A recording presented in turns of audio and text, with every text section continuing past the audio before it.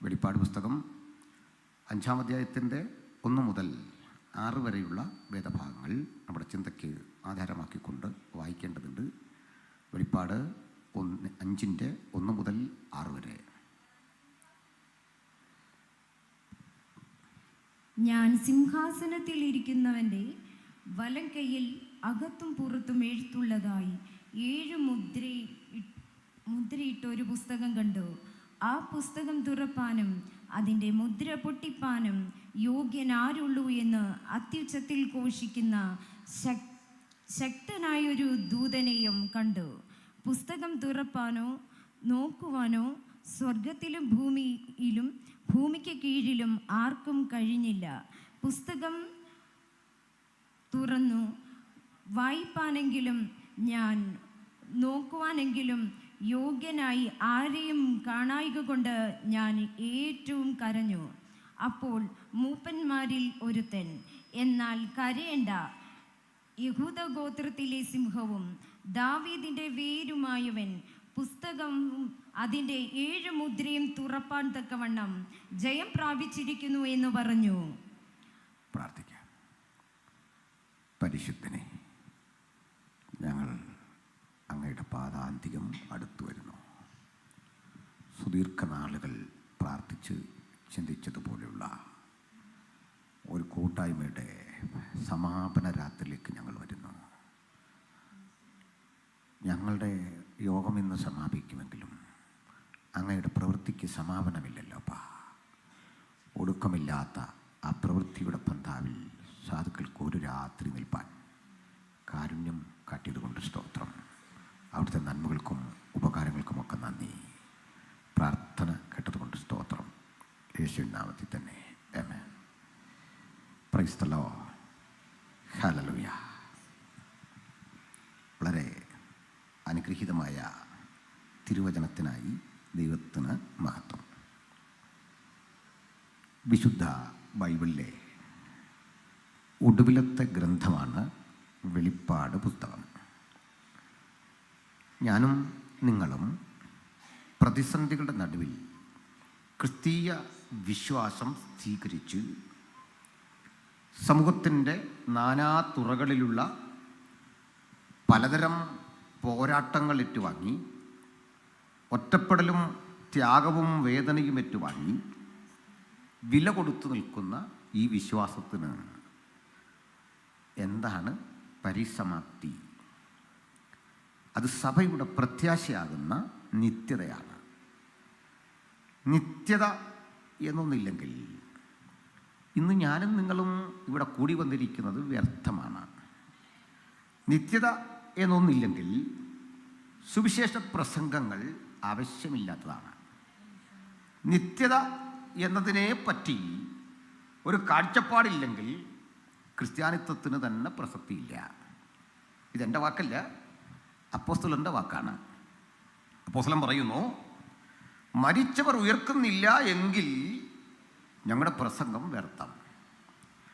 മാത്രമല്ല, ക്രിസ്തു മരിച്ചവരിൽ നിന്ന് ഉയർത്തെഴുന്നേറ്റു എന്ന് ഇന്നുവരെ പ്രസംഗിച്ചു വരുന്ന അവസ്ഥയ്ക്ക് വിപരീതമാകുന്നത്.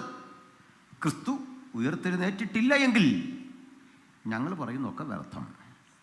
ചുരുക്കത്തിൽ കഴിഞ്ഞ 2000 ആണ്ടുകളായി വ്യർത്ഥമല്ലാത്ത ഒരു മഹാസന്ദേശമായി ഈ സുവിശേഷം ലോകത്ത് നിൽക്കാൻ കാരണം മരിച്ചവരുടെ പുനരുദ്ധാനത്തെക്കുറിച്ചും നിത്യതയെക്കുറിച്ചും പ്രത്യാശ മുമ്പോട്ട് വെക്കുന്ന ക്രിസ്തീയ സിദ്ധാന്തത്തിൻ്റെ ഏറ്റവും പ്രധാനപ്പെട്ട കാതലായ വിഷയമായതുകൊണ്ട് നമുക്ക് എല്ലാ അപജയങ്ങളെയും അതിജീവിച്ച് ഇവിടെ വരെ വരാൻ സർവശക്തൻ പ്രാപ്തി നൽകി.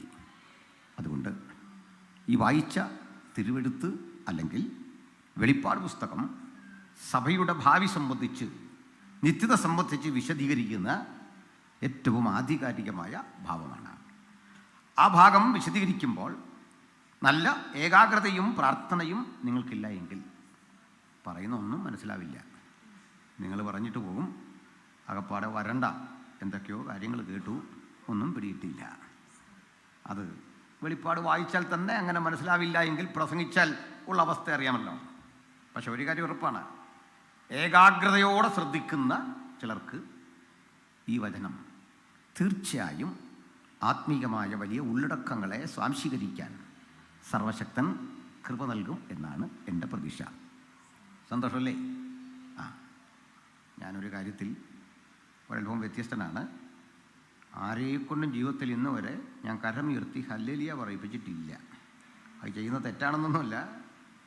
നിങ്ങളെല്ലാം ദൈവത്തെ സ്തുതിക്കണം, പക്ഷെ അത് എൻ്റെ ചെലവിൽ വേണ്ട. അതുകൊണ്ടാണ്. മനസ്സിലായില്ലേ? ഇതൊക്കെ അടുത്ത കാലത്താണ് നമ്മുടെ സമൂഹത്തിലേക്ക് ചേക്കേറിയത്. ഞാൻ സാധാരണത്തിൽ ഈ പാട്ട് കഴിഞ്ഞേ വരും. അലക്സൊക്കെ ക്ഷമിക്കണം, നമ്മുടെ കുട്ടികളാണ്. എന്നോട് വന്നപ്പോഴേ സ്റ്റേജിൽ ഇരിക്കാൻ പറഞ്ഞു. ഞാൻ പറഞ്ഞു ഈ വൈപ്പർ ആടുന്ന പരിപാടിയൊക്കെ കഴിഞ്ഞിട്ട് കയറാമെന്ന് പറഞ്ഞു. ഇങ്ങനെയുള്ള അതൊക്കെ കഴിഞ്ഞിട്ട് എനിക്കതിനുള്ളൊരു ആരോഗ്യമില്ല. അതുകൊണ്ടല്ല, ചെയ്യുന്ന മോശമെന്നല്ല, എല്ലാം കഴിഞ്ഞ് ബാധ ഒഴിഞ്ഞ് സ്വസ്ഥമായി കഴിഞ്ഞ് അപ്പോൾ അതൊക്കെ കയറാം. അത് പറയാനുള്ള ഒട്ടേറെ കാരണമുണ്ട്.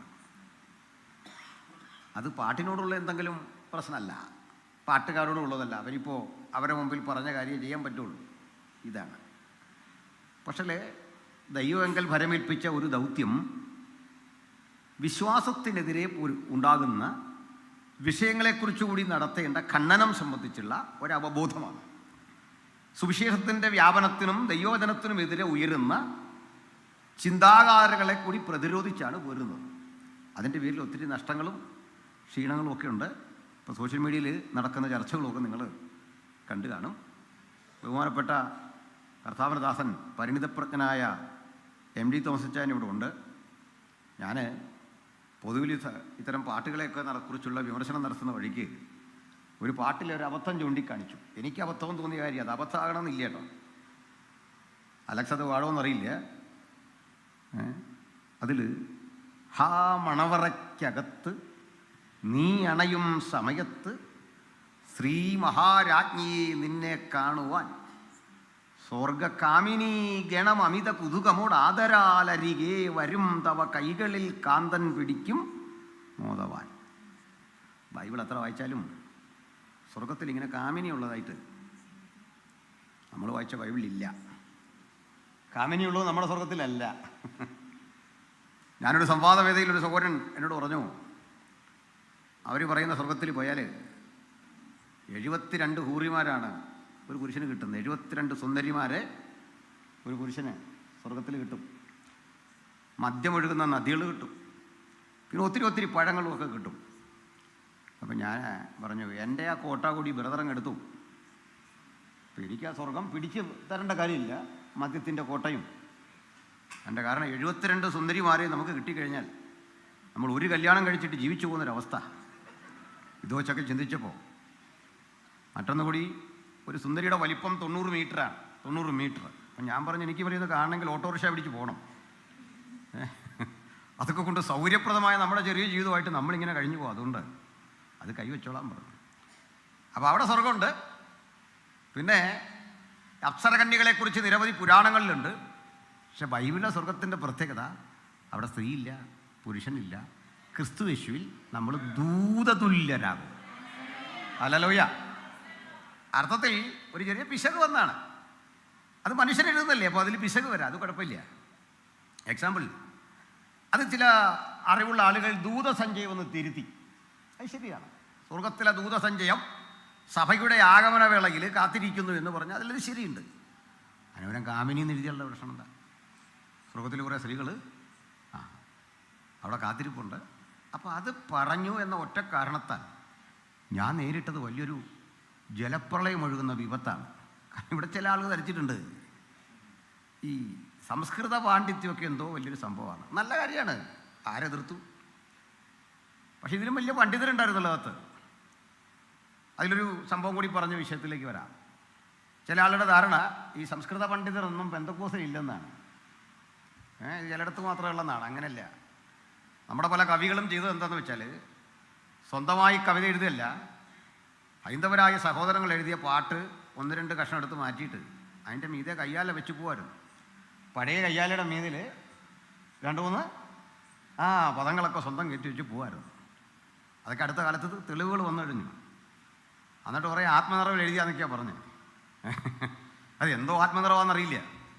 ഇത്രയും പറഞ്ഞ എന്തിനാണെന്നറിയണ്ടേ? നമ്മുടെ രാജ്യത്ത് പെന്തക്കോസ്ത് അനുഭവങ്ങളുടെ തുടക്കം ഒരു സ്ത്രീയിൽ നിന്നാണ്, ഒരു സഹോദരിയിൽ നിന്നാണ്. ഇന്ത്യ മഹാരാജ്യത്ത് രേഖാമൂലമുള്ള പെന്തക്കോസ്ത് അനുഭവങ്ങളുടെ അനുഭവം കേട്ടോ, സഭയല്ല. പെന്തക്കോസ്തലിസത്തിൻ്റെ ആവിർഭാവം ഒരു പ്രാർത്ഥിക്കുന്ന സഹോദരിയുടെ പ്രാർത്ഥന മുറിക്കുള്ളിൽ നിന്നായിരുന്നു. അവരുടെ പേര് പണ്ഡിത രമാബായി എന്നായിരുന്നു. ഈ പണ്ഡിത രമാബായിയുടെ മുക്തി മിഷൻ എന്ന സ്ഥാപനത്തിലാണ് ഇന്ത്യയിൽ രേഖപ്പെടുത്തിയ ആദ്യത്തെ ഉണർവിൻ്റെ താപജാലകൾ ആളിക്കത്തിയത്. ആരാ പണ്ഡിത രമാബായി എന്നറിയണ്ടേ? അവര് ചിത്പവൻ ബ്രാഹ്മണ കുടുംബത്തിൽപ്പെട്ട, ഈ ഗാന്ധിജിയെ വെടിവെച്ച് കൊന്ന ഗോഡ്സയുടെ കുടുംബമാണ് ചിത്പവൻ. അത്തരം കുടുംബത്തിൽപ്പെട്ട ഉന്നത കുലജാതയായ ഒരു ബ്രാഹ്മണ സ്ത്രീയാണ്.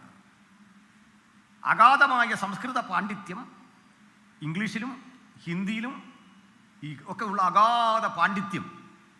അതുകൊണ്ട് അവർക്കൊരു ബിരുദം കിട്ടി, പണ്ഡിറ്റ്. ബിരുദം കിട്ടിയെന്ന് മാത്രമല്ല, ഈ ബിരുദം കിട്ടുന്ന ഇന്ത്യയിലെ ഒന്നാമത്തെ ആളാണ് പണ്ഡിത രമാബായി. പണ്ഡിറ്റ് കറുപ്പൻ അല്ലെങ്കിൽ പണ്ഡിറ്റ് നെഹ്റു എന്നൊക്കെ പറയും മുമ്പ് പണ്ഡിത രമാബായി ഉണ്ടായിരുന്നു. തീർന്നില്ല.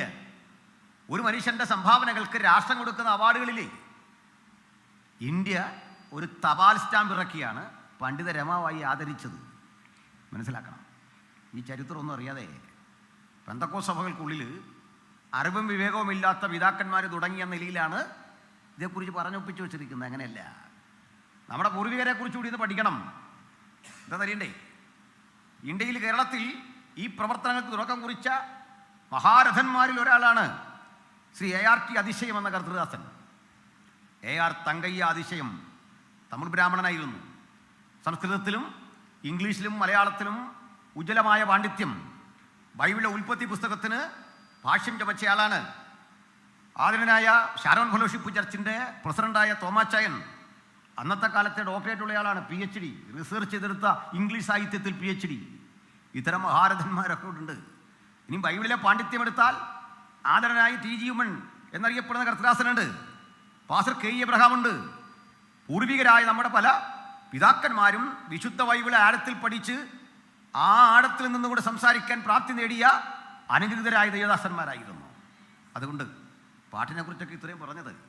ചിലർ ഈ സംസ്കൃത പാണ്ഡിത്യമൊക്കെ കാട്ടി നമ്മളെങ്ങനെ വരട്ടാൻ വരുമ്പോൾ കാര്യങ്ങളൊന്നും അങ്ങനെയല്ല. മാത്രമല്ല, ഈ ചില പാട്ടിലൊക്കെ കേൾക്കാൻ സുഖമുള്ള ചില പ്രയോഗങ്ങൾ കാണും. അത് നല്ലതാണ്.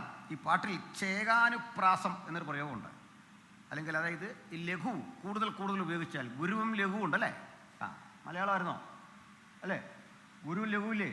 2 മാത്രമുള്ള അക്ഷരത്തെ ഗുരു എന്നും 1 മാത്രമുള്ള അക്ഷരത്തെ ലഘു എന്നും പറയും. അപ്പം ലഘു കൂടുതൽ ഉപയോഗിച്ചാൽ ഈ കേട്ട് കഴിഞ്ഞാൽ പാട്ടിനകത്തൊരു ഇമ്പം കൂടും. ലഘു അക്ഷരങ്ങളുടെ അമിതമായ പ്രയോഗം അത് പ്രാസഭംഗിയോട് ഉപയോഗിച്ച് കഴിഞ്ഞാൽ കേൾക്കുമ്പോൾ നല്ല ഇമ്പമാണ്. ആ ഇമ്പം എന്ന് ഞാൻ പറഞ്ഞത് അങ്ങനെ നമ്മുടെ കവികൾ പലരും രേഖപ്പെടുത്തിയിട്ടുണ്ട്, എഴുതിയിട്ടുണ്ട്. ഇപ്പോൾ നമ്മുടെ പാടും ഞാൻ പരമേശന് സതതം എൻ്റെ പാപമെല്ലാം പോക്കിയത്, മനോഹരമായ പാട്ടാണ്. ഞാൻ ഓർക്കാറുണ്ട് ആ പാട്ട് കേട്ടിട്ട്. ബൈബിളിൻ്റെ ഉപദേശം അപ്പാടെ എഴുതിയിട്ടുണ്ട് അതിനകത്ത്. രക്ഷ, സ്നാനം, ദൂതറിയിക്കുക, സുവിശേഷീകരണം, മടങ്ങിവരവ്. ഇതെങ്ങനെയാണ് ഇത്രയും മനോഹരമായത് എഴുതിയതെന്ന് ഓർക്കാറുണ്ട്. അത്ര മനോഹരമാണ്. കാരണം എന്താ? അതിൽ സാഹിത്യമുണ്ട്, ഉപദേശമുണ്ട്, വേദപുസ്തക സിദ്ധാന്തങ്ങളുണ്ട്. അപ്പോൾ പാട്ടെഴുതുന്നവരും പാട്ട് പാടുന്നവരും ഓർക്കണം, അതിൽ ബൈബിൾ ഉണ്ടാകണം. ഇനി ബൈബിൾ ഉണ്ടായില്ലെങ്കിലും ബൈബിളിന് എതിരായി പോകരുത്. ഇതുപോലെ വേദപുസ്തക സത്യങ്ങൾക്ക് എതിരായി പോകരുത്. ആ സത്യത്തിൻ്റെ ചുവട്ടിലൂടെ തന്നെ നടക്കണം. ഈ സാഹിത്യം തെറ്റിയാലോ, ബാക്കിയൊക്കെ തെറ്റിയാൽ നമുക്ക് ശരിയാക്കാം. ഉപദേശം തെറ്റിയാൽ പിന്നെ വലിയ പാടാണ്, ഭയങ്കര പാടാണ്. അത് എവിടെയൊക്കെ പോയി നമുക്ക് ശരിയാക്കാം അല്ലേ? ഇവരോട് പറഞ്ഞ ഒരു മെഷർമെൻ്റൊക്കെ പോയി കഴിഞ്ഞാൽ, ആ നോട്ടൊക്കെ പോയി കഴിഞ്ഞാൽ അതവർ ചെയ്യും. അതിനായ സംഗീതം അതവർ വേണ്ട വിധത്തിൽ ഒന്ന് ഇടിച്ചൊതുക്കൊക്കെ തരും. അങ്ങനെയല്ലേ? എന്നാൽ ഉപദേശം പോയി കഴിഞ്ഞാൽ അവർ ഇടിച്ചൊതുക്കാൻ ഒക്കത്തില്ല, നടക്കുകയില്ല. അതുകൊണ്ട് ബൈബിളിലെ ഉപദേശം വളരെ പ്രധാനപ്പെട്ടതാണ്. ആ ചിന്തകൾ വളരെ പ്രധാനപ്പെട്ടതാണ്. ഞാൻ ഇത്രയൊക്കെ പറഞ്ഞത് ഇന്ന് നമ്മുടെ തലമുറ വന്നിട്ട് പാട്ടിനെക്കുറിച്ചോ സംഗീതത്തെക്കുറിച്ചോ ഒക്കെ ഉള്ള നമ്മുടെ പരമ്പരാഗത കാഴ്ചപ്പാടിൽ നേരെ മാറി അതിൻ്റെ ശരിതെറ്റുകളിലൂടെയാണ് ഇന്ന് നമ്മുടെ കാലം പൊയ്ക്കൊണ്ടിരിക്കുന്നത്. അവിടെയാണ് നമ്മൾ വചനം കേൾക്കേണ്ടതിനും ദൈവജനത്തിൻ്റെ ശരിയായ ആരാധനയെക്കുറിച്ച് ഗ്രഹിക്കേണ്ടതിനുമുള്ള ഉന്നതമായൊരു ബോധം നമ്മളിലെല്ലാം ഉണ്ടാകണം. Price the Lord. അപ്പോൾ ഞാനിനി മുഖപുര നീട്ടാതെ ഈ വെളിപ്പാട് പുസ്തകത്തിലേക്ക് കടക്കുകയാണ്. ഇതിൻ്റെ 5-ാം അധ്യായമാണ് വായിച്ചത്. 5-ാം അധ്യായം 4-ാം അധ്യായത്തിലെ ഒരു സംഭവത്തിൻ്റെ തുടർച്ചയാണ്. ധനനായ യോഹന്നാൻ പത്മോസ് ദ്വീപിൽ സുവിശേഷ നിമിത്തം തടവറയിൽ കിടക്കുകയാണ്. തടവറ എന്ന് പറഞ്ഞാൽ ഒരു ഓപ്പൺ ജയിലാണ്. അക്കാലഘട്ടത്തിൽ ക്രൂരന്മാരായ റോമിലെ അടിമകളെ കൊണ്ടിടാൻ വേണ്ടി, കൊണ്ട് തട്ടാൻ വേണ്ടിയുള്ള ഒരു ഏകാന്ത തടവറ. അതിന് ഉള്ള സംവിധാനം എന്ന് പറയുന്നത് അഴിയൊന്നുമില്ല, അതൊരു ദ്വീപാണ്. ആ ദ്വീപിലേക്ക് കൊണ്ട് തട്ടും. അവിടെ കിടന്ന് കൽക്കരിക്കനിയിൽ പണിയെടുക്കണം. കപ്പൽ ഇടയ്ക്കിടയ്ക്ക് കൽക്കരി കെട്ടാൻ വരുമ്പോൾ ഇവർക്കുള്ള ഭക്ഷണപ്പൊതികൾ എറിഞ്ഞു കൊടുക്കും. അത് കിട്ടിയാലായി, ഇല്ലെങ്കിലായി. പ്രായാധിക്യം കൊണ്ട് വീർപ്പ് മുട്ടുന്ന മനുഷ്യർ, മനോരോഗികൾ, കൊടും കുറ്റവാളികൾ ഒക്കെ ഉൾക്കൊള്ളുന്ന ആ സ്ഥലത്തേക്ക് ദൈവപുരുഷനെ സുവിശേഷ സംബന്ധിയായി അവിടേക്ക് കൊണ്ട് തട്ടി. അദ്ദേഹം ആ കിടപ്പിൽ എന്തൊക്കെയായിരിക്കും ചിന്തിക്കാൻ നോക്കുക. തൊട്ടടുത്ത് കിടക്കുന്നത് ഒരു കൊടും ക്രിമിനലാണ്, ഒരു കുറ്റവാളിയാണ്. അപ്പുറത്ത് ജീവശ്വാസം വലിച്ചു കിടക്കുന്ന, പ്രാണൻ നഷ്ടപ്പെടാൻ തുടങ്ങുന്ന മറ്റൊരുത്തൻ കിടക്കുന്നു. ഇനി അതിനപ്പുറത്ത് സമനില തെറ്റിയ മറ്റൊരാൾ എന്തൊക്കെയോ പുലമ്പിക്കൊണ്ടിരിക്കുന്നു. വ്യത്യസ്തങ്ങളായ ഈ ജീവിത പശ്ചാത്തലങ്ങളുടെ നടുവിൽ ഭക്തൻ പറയുകയാണ്, കാര്യം ഇങ്ങനെയൊക്കെ ആണെങ്കിലും എൻ്റെ ചുറ്റും ഭ്രാന്തന്മാർ അലറുന്നുണ്ട്. അപ്പുറത്ത് ഈ മാംസം കടിച്ചു പറിക്കാൻ ക്രൂര മൃഗങ്ങൾ ഓടി വരുന്നുണ്ട്. ഞാനും ഏതാണ്ടൊക്കെ ജീവിതത്തിൻ്റെ അന്ത്യഘട്ടത്തിലേക്ക് എത്തിയെന്ന് ശരീരത്തിൻ്റെ ഭാഷ പറയുന്നു. 90-95 വയസ്സ് പ്രായമായി കഴിഞ്ഞു. നിവരെ നിൽക്കാൻ ത്രാണി നഷ്ടപ്പെട്ടു. ഇവിടെ കിടന്ന് ഞാൻ മരിക്കുമെന്നൊക്കെ എവിടേക്കോ ഇരുന്ന് എൻ്റെ ബോധം എന്നെ പഠിപ്പിക്കുന്നു. പക്ഷെങ്കിൽ കർത്തൃ ദിവസത്തിൽ ഈ പ്രതിസന്ധിയുടെ നടുവിലും ഞാൻ ആത്മവിവശനായി. ഒരു കാര്യം ഇന്ന് രാത്രി ദൈവമക്കൾ ഉറപ്പിച്ചുകൊള്ളണം. പരിസ്ഥിതി ഏതായിരുന്നാലും ആത്മപകർച്ചയുടെ ആഴങ്ങൾ ജീവിതത്തിലേക്ക് ഒഴുകിക്കഴിഞ്ഞാൽ ആർക്കും അതിനെ തടയാൻ സാധിക്കില്ല. ഒരു പത്മോസിനും തടയാനാവാത്ത വിധത്തിൽ, ഒരു നിയമത്തിനും തടയാനാവാത്ത വിധത്തിൽ, ഒരു സാഹചര്യത്തിനും ഉന്മൂലനം ചെയ്യാൻ കഴിയാത്ത വിധത്തിൽ ആത്മപകർച്ച വ്യാപരിച്ചപ്പോൾ കർത്തൃ ദിവസത്തിൽ ഞാൻ ആത്മവിവശനായി. അങ്ങനെയെങ്കിൽ ആത്മവിവശതയുടെ ഹേതുവായ ആ ദൈവസാന്നിധ്യം ഞാനിങ്ങനെ ആസ്വദിച്ചിരിക്കവേ ഒരു നാദം എൻ്റെ കാതിൽ കേട്ടു. സുന്ദരമായൊരു ശബ്ദം എൻ്റെ കാതിൽ കേട്ടു. യോഹന്നാനേ, പരിചിതമായ ശബ്ദം കേട്ടപ്പോൾ ഞാൻ എൻ്റെ കാത് കൂർപ്പിച്ച് പിടിച്ചു. ഹല്ലേലൂയ. അങ്ങനെയാണ് സ്നേഹമുള്ള ശബ്ദം കേൾക്കുമ്പോൾ നമ്മൾ കാത് കൂർപ്പിച്ച് പിടിക്കും. പ്രായമായ ആളുകളെ എടാ എന്നാരും വിളിക്കില്ല. പക്ഷെ പഴയ കൂട്ടുകാരൻ വഴിയോരത്ത് കണ്ടാൽ എടാ എന്ന് ചൊല്ലി പേർ ചൊല്ലി വിളിച്ചാൽ കാത് കൂർപ്പിച്ചിരിക്കാൻ കാരണം എടാ എന്ന് വിളിക്കാൻ അധികാരം അവകാശമുള്ള ഒരു കൂട്ടുകാരൻ ഇവിടെയുണ്ട്. യോഹന്നാനേ എന്ന് വിളിച്ചപ്പോൾ കാത് കൂർപ്പിച്ചിരിക്കാൻ കാരണം ഈ ഒറ്റപ്പെട്ട തടവറയിൽ ക്രൂരന്മാർ അപ്പുറത്ത് നിൽക്കവേ, ഭ്രാന്തന്മാർ കടിച്ചു കുടയാൻ നിൽക്കവേ, കഴുകന്മാർ കുത്തിവലിക്കാൻ നിൽക്കവേ സ്നേഹമുള്ള സ്വാന്തനമുള്ളൊരു ശബ്ദം. ഈ രാത്രി ആ ശബ്ദത്തിൻ്റെ പേരാണ് സുവിശേഷം. അകത്തും പുറത്തും ആ ശബ്ദം ഒരുപോലെ തൻ്റെ പ്രവൃത്തി ചെയ്തുകൊണ്ടിരിക്കുന്നു. ആ ശബ്ദപരിധിക്കുള്ളിലാണ് ഈ രാത്രി തിരുവെഴുത്ത് കേൾക്കുന്നതെങ്കിൽ ആ ശബ്ദത്തിൻ്റെ ഉടമയെ ഈ കേൾവിക്കാരുടെ മുമ്പിൽ ഉയർത്തിക്കാട്ടിക്കൊണ്ട് സുവിശേഷത്തിൻ്റെ ആത്യന്തികമായ ആ സന്ദേശം ഞങ്ങൾ ഇങ്ങനെ പറഞ്ഞുകൊള്ളട്ടെ, മറ്റൊരുവരിലും രക്ഷയില്ല.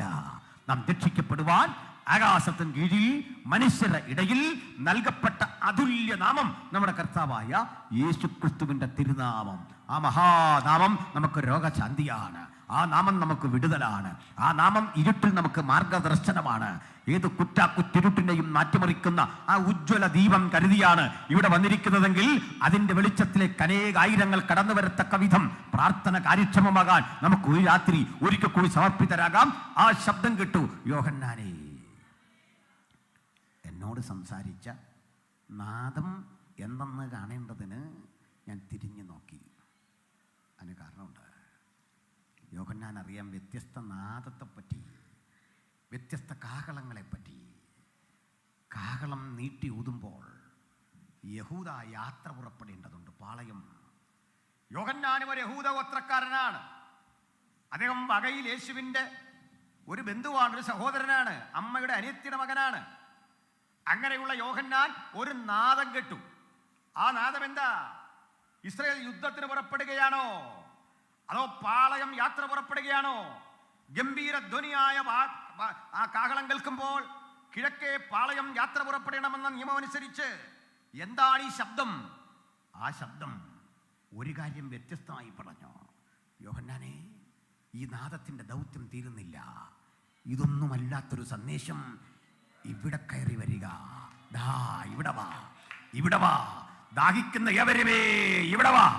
വിഷണ്ണരായവരെ ഇവിടെ വാ. സത്യാന്വേഷകരെ ഇവിടെ വാ. പതിതരെ, പ്രാണൻ നഷ്ടപ്പെടാൻ കാത്തിരിക്കുന്നവരെ, ആത്മഹത്യയുടെ മുനമ്പത്ത് നിൽക്കുന്നവരെ, ചിന്താക്കുഴപ്പം കൊണ്ട് വീർപ്പുമുട്ടുന്നവരെ, ദാ ഇവിടെ വാ. ധനവും മാനവും പുരാതന സമ്പത്തും ശാശ്വത ഐശ്വര്യങ്ങളുമുള്ള ആ ദൈവപുത്രനെ ഇന്ന് രാത്രി പാപപരിഹാരകനായി ജീവിതത്തിന്റെ സകല ചോദ്യങ്ങൾക്കും ഉത്തരമായി ഞങ്ങൾ വീണ്ടും വരച്ചു കാട്ടുന്നു. ദാ ഇവിടെ വാ. യോഹന്നാൻ ആത്മവിവശതയിൽ ഒരു സ്ഥലത്തെത്തി. അതിൻ്റെ പേരാണ് സ്വർഗം. Price the Lord. ഇനിയിപ്പോൾ ഈ സ്വർഗം എന്നൊക്കെ പറഞ്ഞ് എന്തോ കുഴപ്പം പിടിച്ചൊരു സ്ഥലമാണെന്നൊക്കെ ആണ് ആളുകളുടെ ചിന്ത. അടുത്ത കാലത്തൊരു വിദ്വാൻ പറയുന്നത് കേട്ടു, ഭൂമിയിലൊരു വാഴക്ക ഉണ്ടാക്കാത്ത ദൈവ സ്വർഗത്തിൽ എന്ത് ചെയ്യുന്നൊക്കെ അല്ലേ. എന്നോട് പറഞ്ഞൊരു വീഡിയോ ഇറക്കാൻ. ഞാൻ പറഞ്ഞു, ഞാനിപ്പോൾ ഈ ചൂടിലൊരു വീഡിയോ ഇറക്കിയാൽ അത് ഓവറായിപ്പോവും, വിട്ടേക്കാൻ പറഞ്ഞു. ഇവരൊക്കെ സമൂഹത്തിൽ കുറെ നിലയും വിലയൊക്കെ ഉള്ള മനുഷ്യരാണേ.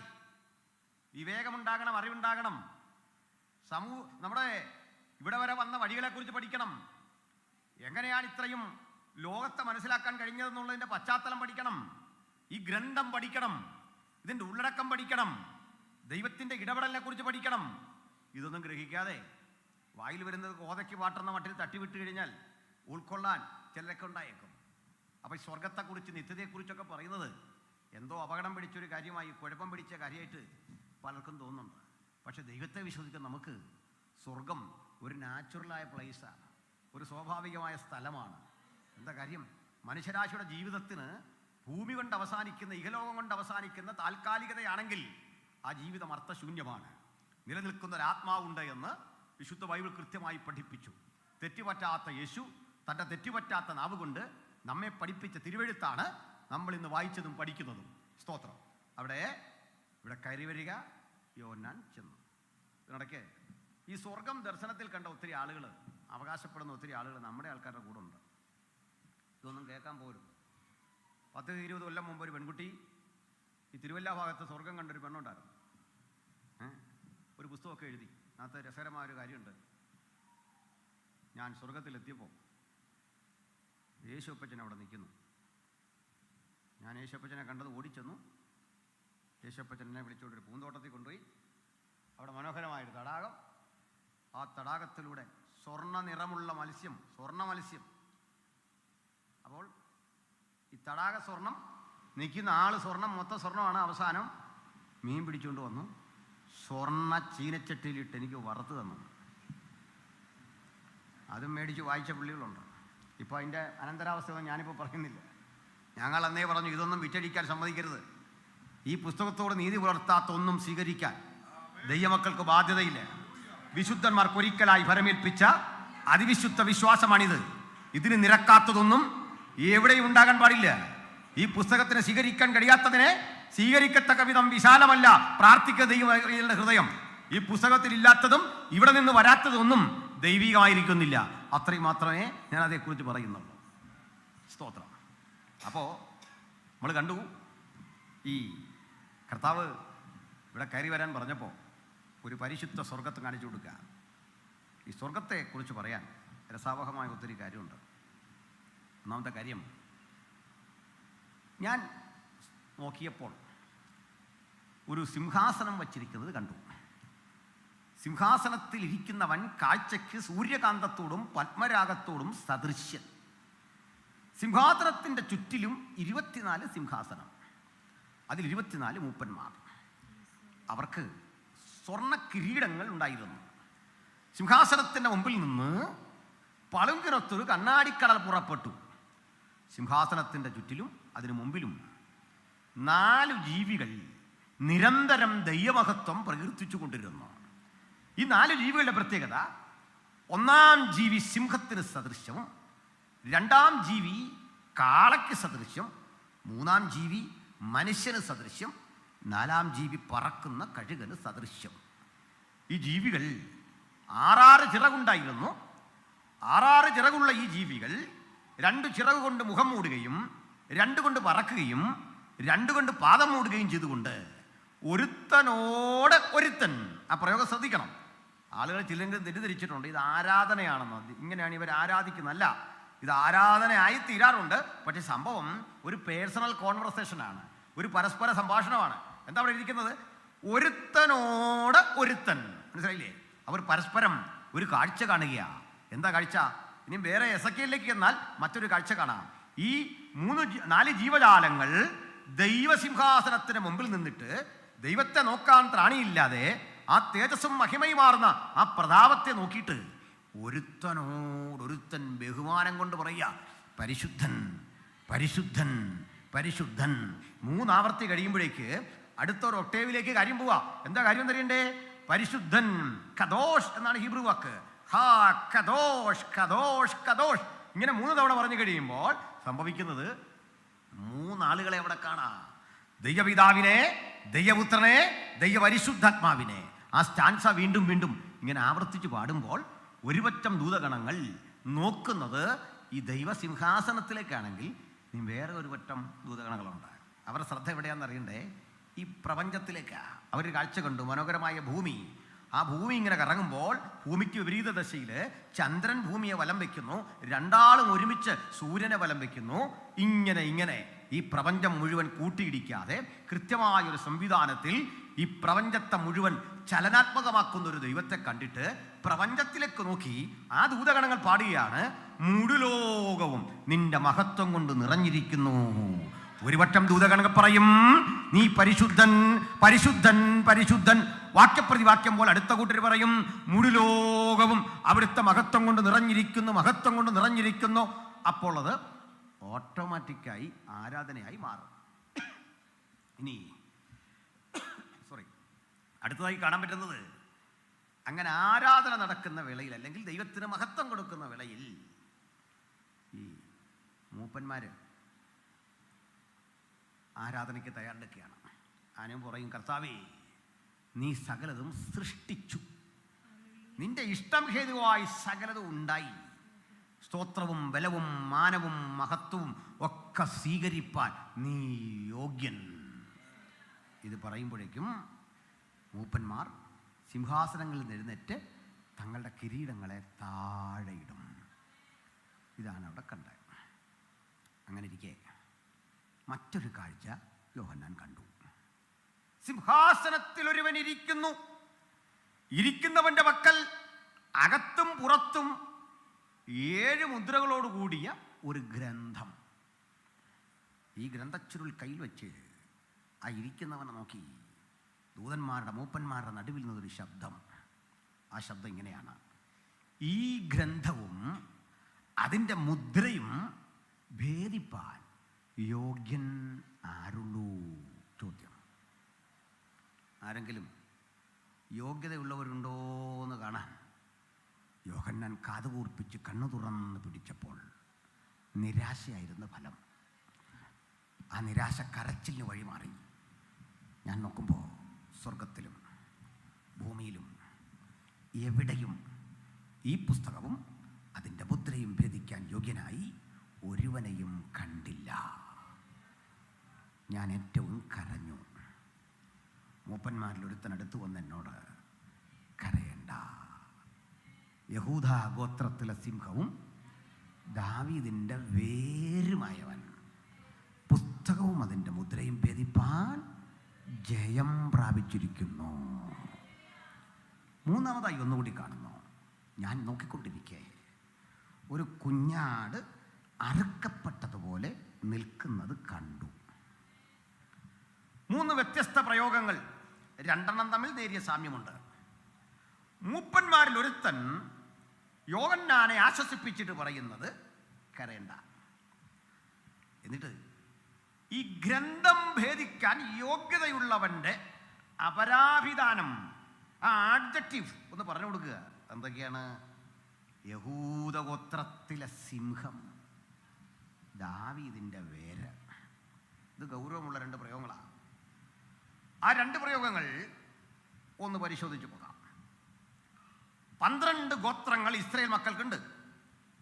ആ 12 ഗോത്രങ്ങളിൽ രൂബേൻ, ശിമയോൻ, ലേവി, യഹൂദ, ഈ 4 ആളുകൾ യാക്കോബിൻ്റെ മക്കളിൽ ലേയയുടെ പുത്രന്മാരായി അറിയപ്പെടും. ഈ 4 മക്കൾക്കൊരു പ്രത്യേകതയുണ്ട്. ഒന്നാമൻ്റെ പേര് രൂബേൻ എന്നാകുന്നു. രൂബേൻ, ആ പദത്തിൻ്റെ അർത്ഥം നോക്കൂ ഒരു പുത്രൻ. അവരുടെ ചരിത്രം നമുക്കറിയാം. ആ ചരിത്രത്തിന് ചില വേദനിപ്പിക്കുന്ന കഥകളുടെ ഓർമ്മകളുണ്ട്. യാക്കോബിന് 2 ഭാര്യമാരുണ്ടായിരുന്നു. അതിൽ ലേയ അനിഷ്ടയും റാഹേല് ഇഷ്ടയുമായ 2 ക്യാരക്ടേഴ്സ് ആയിരുന്നു. നമുക്കതും അറിയാം. എന്നാൽ ലേയെ യാക്കോബിന് ഇഷ്ടമല്ലെങ്കിലും ദൈവത്തിൻ്റെ പദ്ധതിയിൽ ലേയ ഉണ്ടായിരുന്നു. ലേയ ഒരു മകനെ പ്രസവിച്ചു. ആ മകന് പേരിട്ടു രൂബൻ. ബെൻ അർത്ഥം പുത്രൻ എന്നാണ്. രൂബൻ എന്ന് പറഞ്ഞാൽ നോക്കൂ ഒരു പുത്രൻ. നോക്കൂ ഒരു പുത്രൻ എന്നൊക്കെ പറഞ്ഞ് പേരിട്ടിട്ടും ഈ ഭർത്താവായ യാക്കോബ് കുഞ്ഞിനെ അങ്ങനെ നോക്കാനൊന്നും വരുന്നില്ല കാര്യമായിട്ട്. അതിൻ്റെ കാരണം റാഹേലിനതൊരു വിഷമമാണ്. അതുകൊണ്ട് പുള്ളി കാണാൻ പോകുന്നില്ല. അവ രണ്ടാമത് ഒരു മകനെ കൂടി ദൈവം കൊടുത്തു, ശിമയോൻ. അവനൊരു പേരിട്ടു യഹോവ കേട്ടു. അവ കണ്ടു എന്ന് പറഞ്ഞു തുടങ്ങി, ദാ കേട്ടു. കേട്ടു എന്ന് പറഞ്ഞിട്ടും യാക്കോബിന് പഴയ ആകാംക്ഷയും താല്പര്യമില്ല. അതിൻ്റെ കാരണം എന്താണെന്നറിയണ്ടേ? റാഹേലിനോടുള്ള സ്നേഹം അവളെ വിഷമിപ്പിക്കണ്ട. ഒരു കാര്യം പഠിക്ക്. ഒരുത്തിയുടെ കൂടാരത്തിൽ അമർഷത്തിൻ്റെയും സങ്കടത്തിൻ്റെയും ഞെരുക്കത്തിൻ്റെയും പ്രതിഫലനം. അസൂയ കൊണ്ട് അവൾ മരിക്കാൻ തുടങ്ങുമ്പോൾ അടുത്തവളുടെ കൂടാരത്തിൽ ദൈവം കണ്ടു, ദൈവം കേട്ടു. മൂന്നാമത് ദൈവം പറ്റിച്ചേർന്നു. ഞാൻ ഇനിയും യഹോവയെ സ്തുതിക്കും എന്ന് പറഞ്ഞ് അവൾ ദൈവത്തിന് മഹത്വം അർപ്പിച്ചുകൊണ്ട് 4മതൊരു കുഞ്ഞിന് പേരിട്ടു യഹൂദ. മറ്റവൾ കരഞ്ഞ് നിലവിളിച്ച് യാക്കോവിനോട് പറയുകയാണ്, എനിക്ക് മക്കളെ തരിക, ഇല്ലെങ്കിൽ ഞാൻ മരിച്ചു. യാക്കോബ് ഒരു നല്ല മനുഷ്യനായിരുന്നു, പക്ഷെ ചൂടായിപ്പോയി, ക്ഷുബ്ധനായിപ്പോയി. ക്ഷുബ്ധനാകാൻ കാരണം എന്താ? പലർക്കും അത് അറിയില്ല ആ കാര്യം. യാക്കോബ് പറയുകയാണേ, എനിക്ക് മക്കളുണ്ടാകാത്തതേ എൻ്റെ എല്ലാ പ്രശ്നം നിൻ്റെയാണ്. കാരണം എനിക്കിപ്പോൾ 4 മക്കളുണ്ടെന്ന് വേറെ ഒരു പുരുഷനെന്ന നിലയിൽ എനിക്ക് അപാകതയൊന്നുമില്ലെന്ന്. നല്ല ചുണക്കുട്ടന്മാരായ മക്കൾ വേറെ ഉണ്ട്. ഇനി കോങ്കുബൈൻ സിസ്റ്റം ഉണ്ടെന്ന്, അതിലൊക്കെ മക്കളുണ്ട്. അപ്പോഴേ പ്രശ്നം നിൻ്റെയാ. എങ്കിലും യാക്കോബേ ഇതായിരുന്നില്ല പറയേണ്ടത്. ഒരാശ്വാസം. എല്ലാവരും വെറുത്തപ്പോൾ അവൾ ദൈവത്തെ സ്തുതിച്ചു. ദൈവം അവളുടെ ഉദരത്തെ കടാക്ഷിച്ചു. ഇങ്ങനെ ചരിത്രമുള്ള 12 ഗോത്രങ്ങളിൽ ഒരു ഗോത്രമാണ് യഹൂദ ഗോത്രം. ഈ ഗോത്രത്തിനൊരു പ്രത്യേകതയുണ്ട്. ആ ഗോത്രം തിരഞ്ഞെടുക്കപ്പെടാൻ ഒരു കാരണമുണ്ട്. രൂബേനെ തിരഞ്ഞെടുക്കേണ്ടതാണ്, പക്ഷെ യാക്കോബിന്റെ ഇഷ്ടം യോസെഫാണ്. ഒരിക്കലും മനസ്സിലാക്കരുത് ആത്മീയത ഏതെങ്കിലും പ്രത്യേകതരം പൈതൃകത്തിലൂടെ പോകുന്നതാണെന്ന്. അത് ദൈവത്തിൻ്റെ തിരഞ്ഞെടുപ്പാണ് ആധാരം. ഹല്ലേലൂയ. എൻ്റെ മകൻ എൻ്റെ കാലശേഷം എൻ്റെതായ കാര്യാദികൾ ചെയ്യണമെന്ന് ഞാൻ ആഗ്രഹിച്ചാൽ ആഗ്രഹം നല്ലതാണ്, പക്ഷെ തീരുമാനം ദൈവത്തിന് വിടണം. ദൈവത്തിൻ്റെതാകണം പദ്ധതി. ആത്മീയത പാരമ്പര്യമല്ല, അത് പൈതൃകമല്ല, അത് ആത്മനിറവിൻ്റെ തിരഞ്ഞെടുപ്പാണ്. ദൈവം തീരുമാനിച്ചിട്ടുണ്ട്, അവൻ വരാൻ കാത്തിരിക്കണം. അങ്ങനെ കാത്തിരിക്കാൻ മനസ്സില്ലാതെ യോസേഫിന് നിലയങ്കി ഉണ്ടാക്കി അങ്ങനെ കരുതി കാത്തുവച്ചപ്പോൾ സംഭവിച്ചത് ഗുരുതരമായ ജീവിതത്തിൻ്റെ ഭവിഷ്യത്ത്. മറുവശത്ത് യാക്കോബ് ചെയ്യാവുന്ന ദ്രോഹമൊക്കെ ചെയ്തു. എന്തൊക്കെയാ? രൂബേനെ അങ്ങ് ശപിച്ചു. കാരണമൊക്കെ അവൻ്റെ പക്കലുണ്ടേ, ഞാൻ പറയുന്നില്ല. രൂബേനെ ശപിച്ചു. ശിമയനും ലേവിയും ഒരുമിച്ച് ചേർന്ന് ഒരു നാടിനെ മുഴുവൻ വിറപ്പിച്ച് അവരെ വെട്ടി അരിഞ്ഞ് തോൽപ്പിച്ച് ആ യാക്കോബിൻ്റെ പേര് വഷളാക്കി അവരെയും ശപിച്ചു. രൂബേനെ നോക്കി പറഞ്ഞു, രൂബേനെ, നീ എൻ്റെ ആദ്യജാതൻ, എൻ്റെ ബലത്തിൻ്റെ വൈശിഷ്ട്യമാണ് നീ. പക്ഷെ വെള്ളം പോലെ തുളുമ്പുന്നവനെ നീ ശ്രേഷ്ഠനാവില്ല. യാക്കോബ് ലേവിയെ ശപിച്ചു. ലേവിയും ശിമയോനും സഹോദരന്മാർ. അവർ സാഹസത്തിൻ്റെ ആയുധം കയ്യിലേന്തിയവർ. എൻ മനമേ അവരുടെ യോഗത്തിൽ ചേരരുതേ, എൻ്റെ ഉള്ളമേ അവരുടെ മന്ത്രണത്തിൽ കൂടരുതേ. 3 പേര് ശപിക്കപ്പെട്ടപ്പോൾ യഹൂദയ്ക്ക് പ്രത്യേകിച്ച് കാരണമൊന്നുമില്ല. അപ്പോൾ യഹൂദ ഏതാണ്ടൊക്കെ ഒരു റിലീഫ് അനുഭവിച്ചു വരും കാലത്ത് ഒരു സംഭവം ഉണ്ടായി. യോസേഫിൻ്റെ സ്വപ്നം. ഒടുക്കം യോസേഫിനെ പൊട്ടക്കിണറ്റിലിട്ടു. യോസേഫ് അവിടെ നിന്നൊക്കെ രക്ഷപ്പെട്ടു. ഇപ്പോൾ യോസേഫ് ഫറാവോയുടെ കൊട്ടാരത്തിൽ മന്ത്രിയായി. അവിടേക്ക് പോകണം, ആഹാരപദാർത്ഥങ്ങൾ കൈക്കൊള്ളണം. അങ്ങനെ ചെന്നവരുടെ കൂട്ടത്തിൽ യോസേഫ് വളരെ തന്ത്രപൂർവ്വം ശിമയോനെ നിർത്തി. ഈ സംഭവം നിങ്ങൾക്കറിയാം. ഒടുക്കം ബെന്യാമിനെ കൊണ്ടുവന്നാൽ ഇവനെ വിടാമെന്നായി. അതും നിങ്ങൾക്കറിയാം. ഒടുവിൽ യാക്കോബ് സമ്മതിക്കില്ല. യാക്കോബ് വേദനയോട് പറയുക, യോസേഫ് ഇല്ല, ശിമയോനെ നഷ്ടപ്പെട്ടു. ഇനി ബെന്യാമിനെ കൂടെ കൊടുത്തു വിടാനില്ല.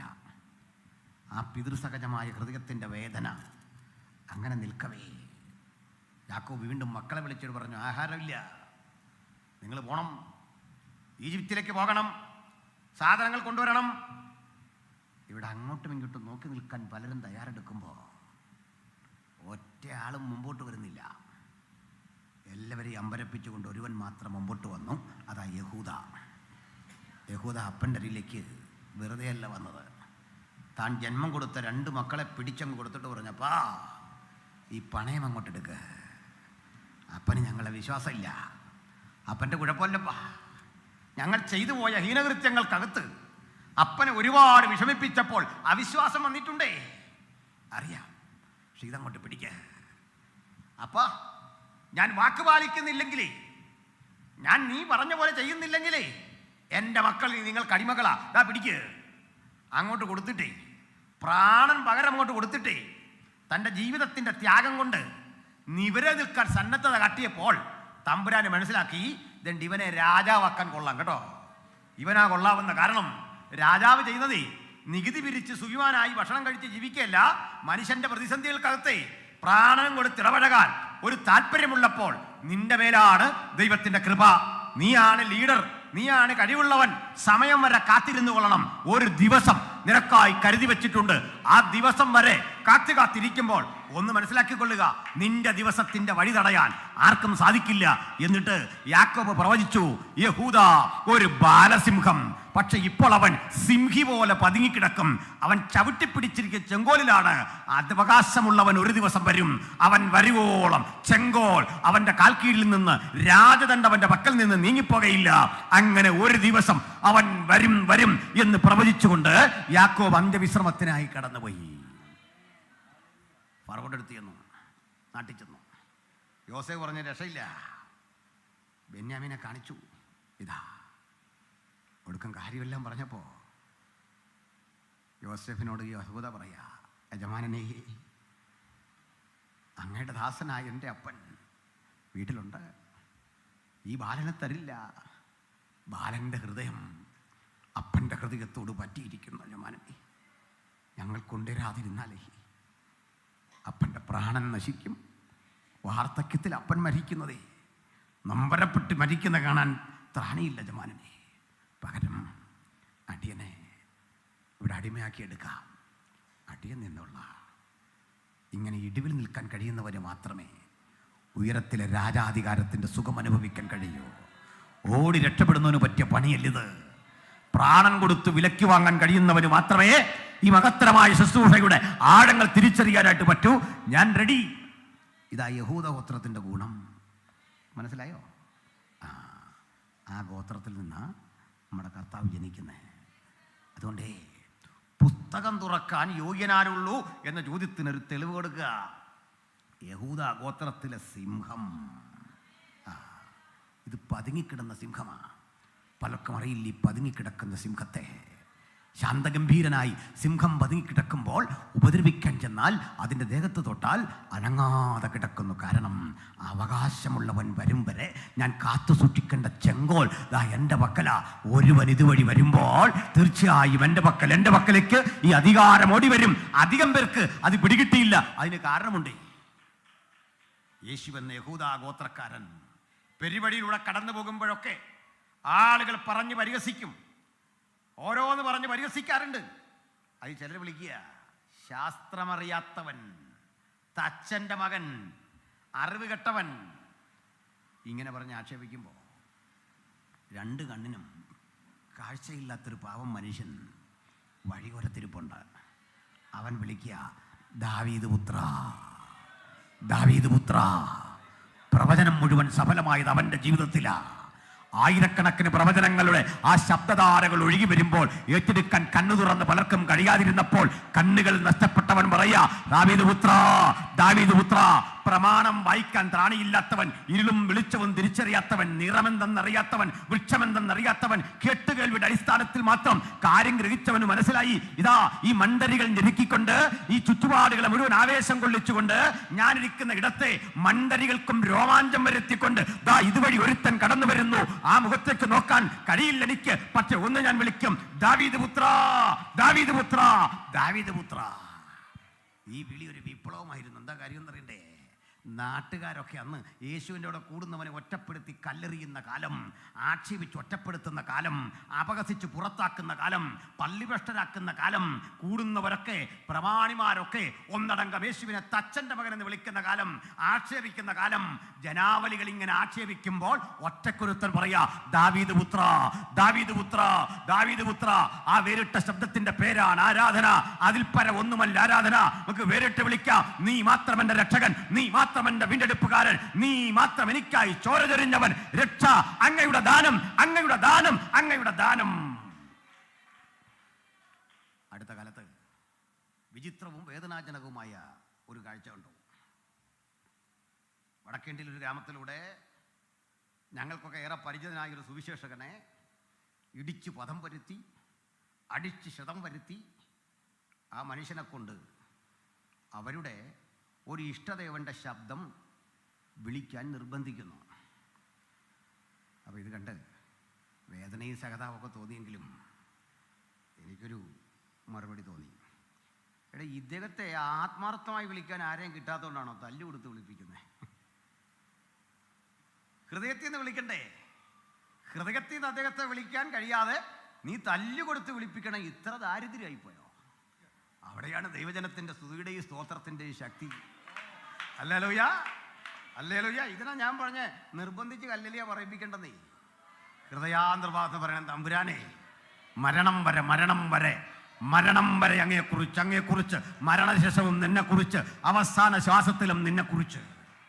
Hallelujah, price the Lord. ഇനി ഒട്ടേറെ പറയാനുണ്ട്, വിശദീകരിക്കാനുണ്ട്.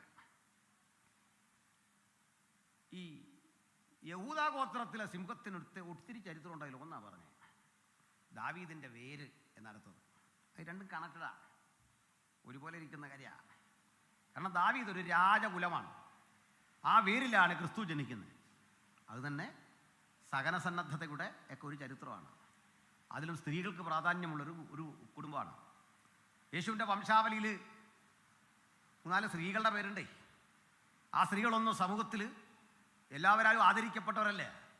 ഒരുത്തി രാഹാബ് എന്ന് പറയും.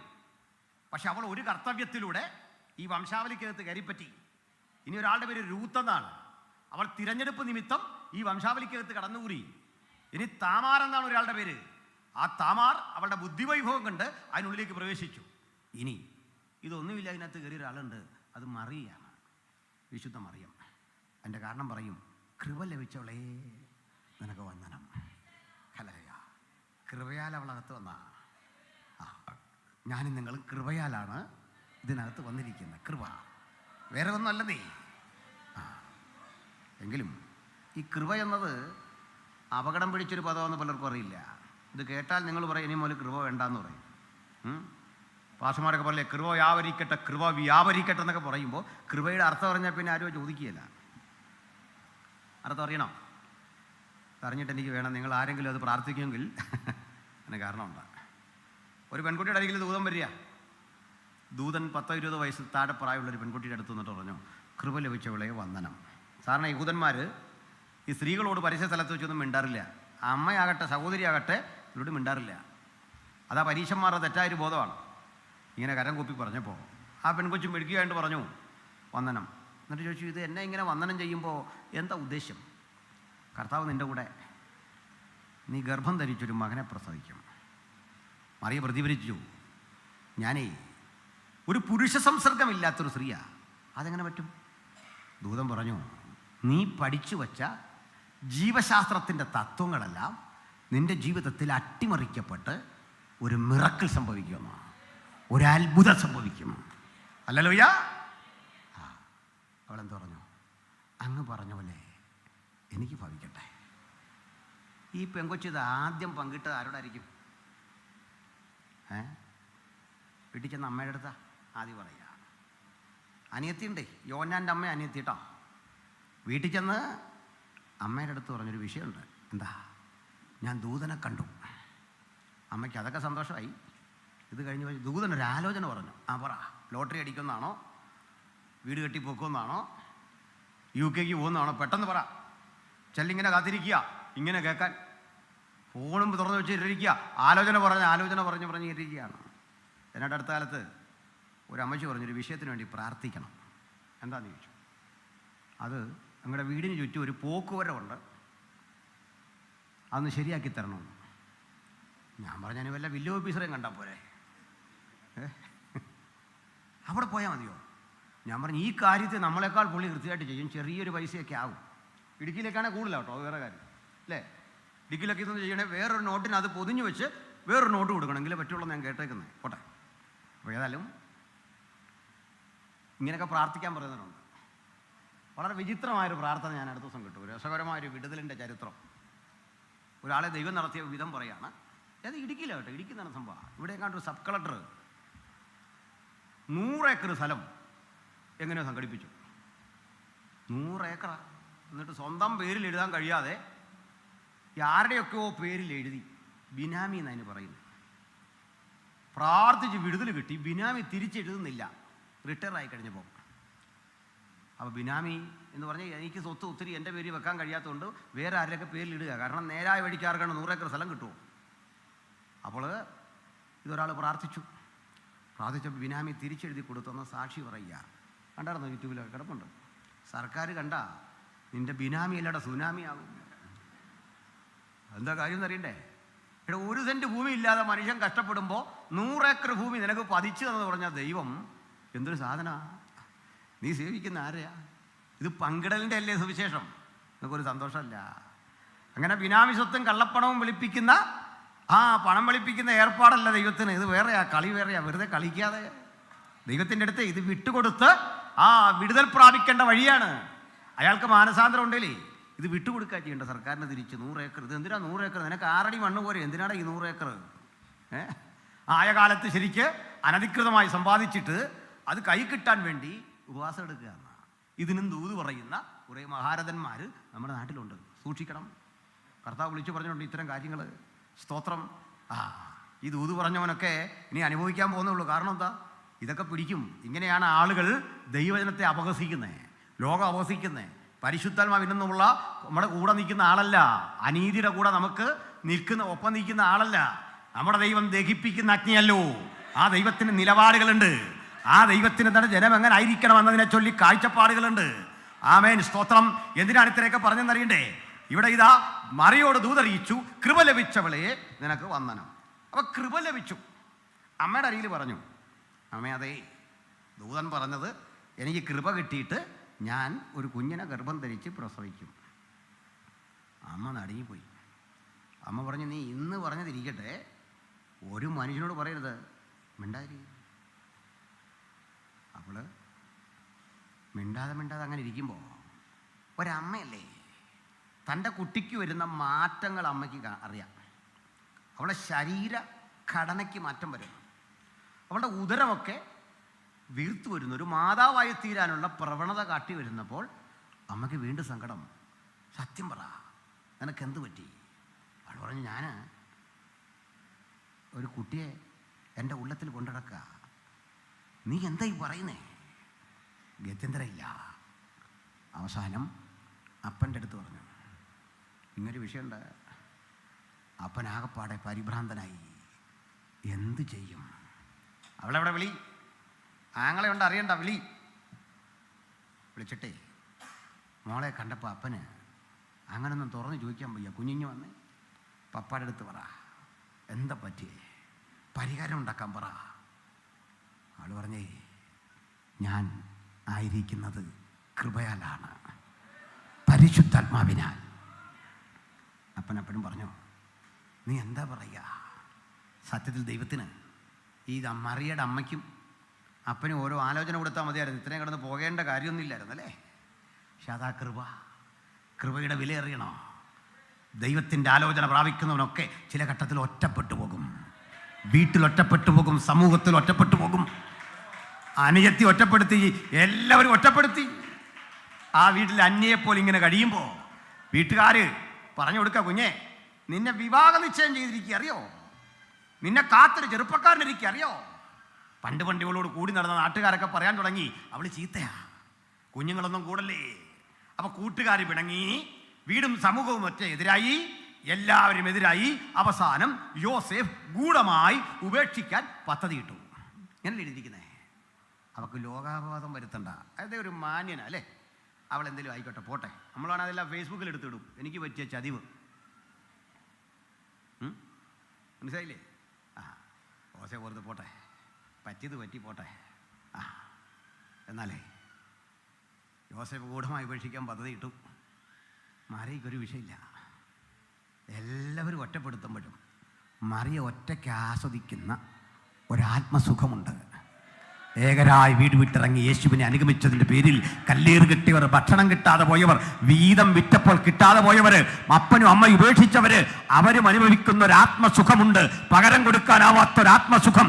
അതിൻ്റെ നിർവൃതിയുടെ പേരാ ആത്മീകത.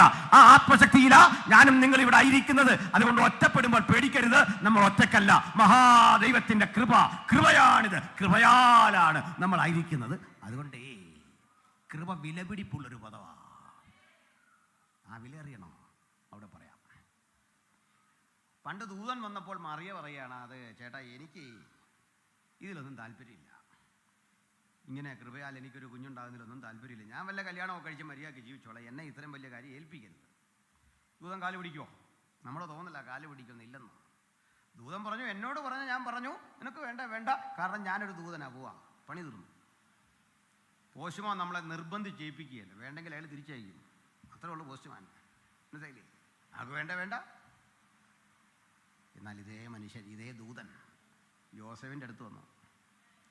സ്വപ്നത്തിൽ യോസേഫിനെ തട്ടുകൊണ്ട് എണീറ്റു. നീ ഒരു തീരുമാനമൊക്കെ എടുത്തെന്ന് കേട്ടല്ലോ, എന്തെന്നാ?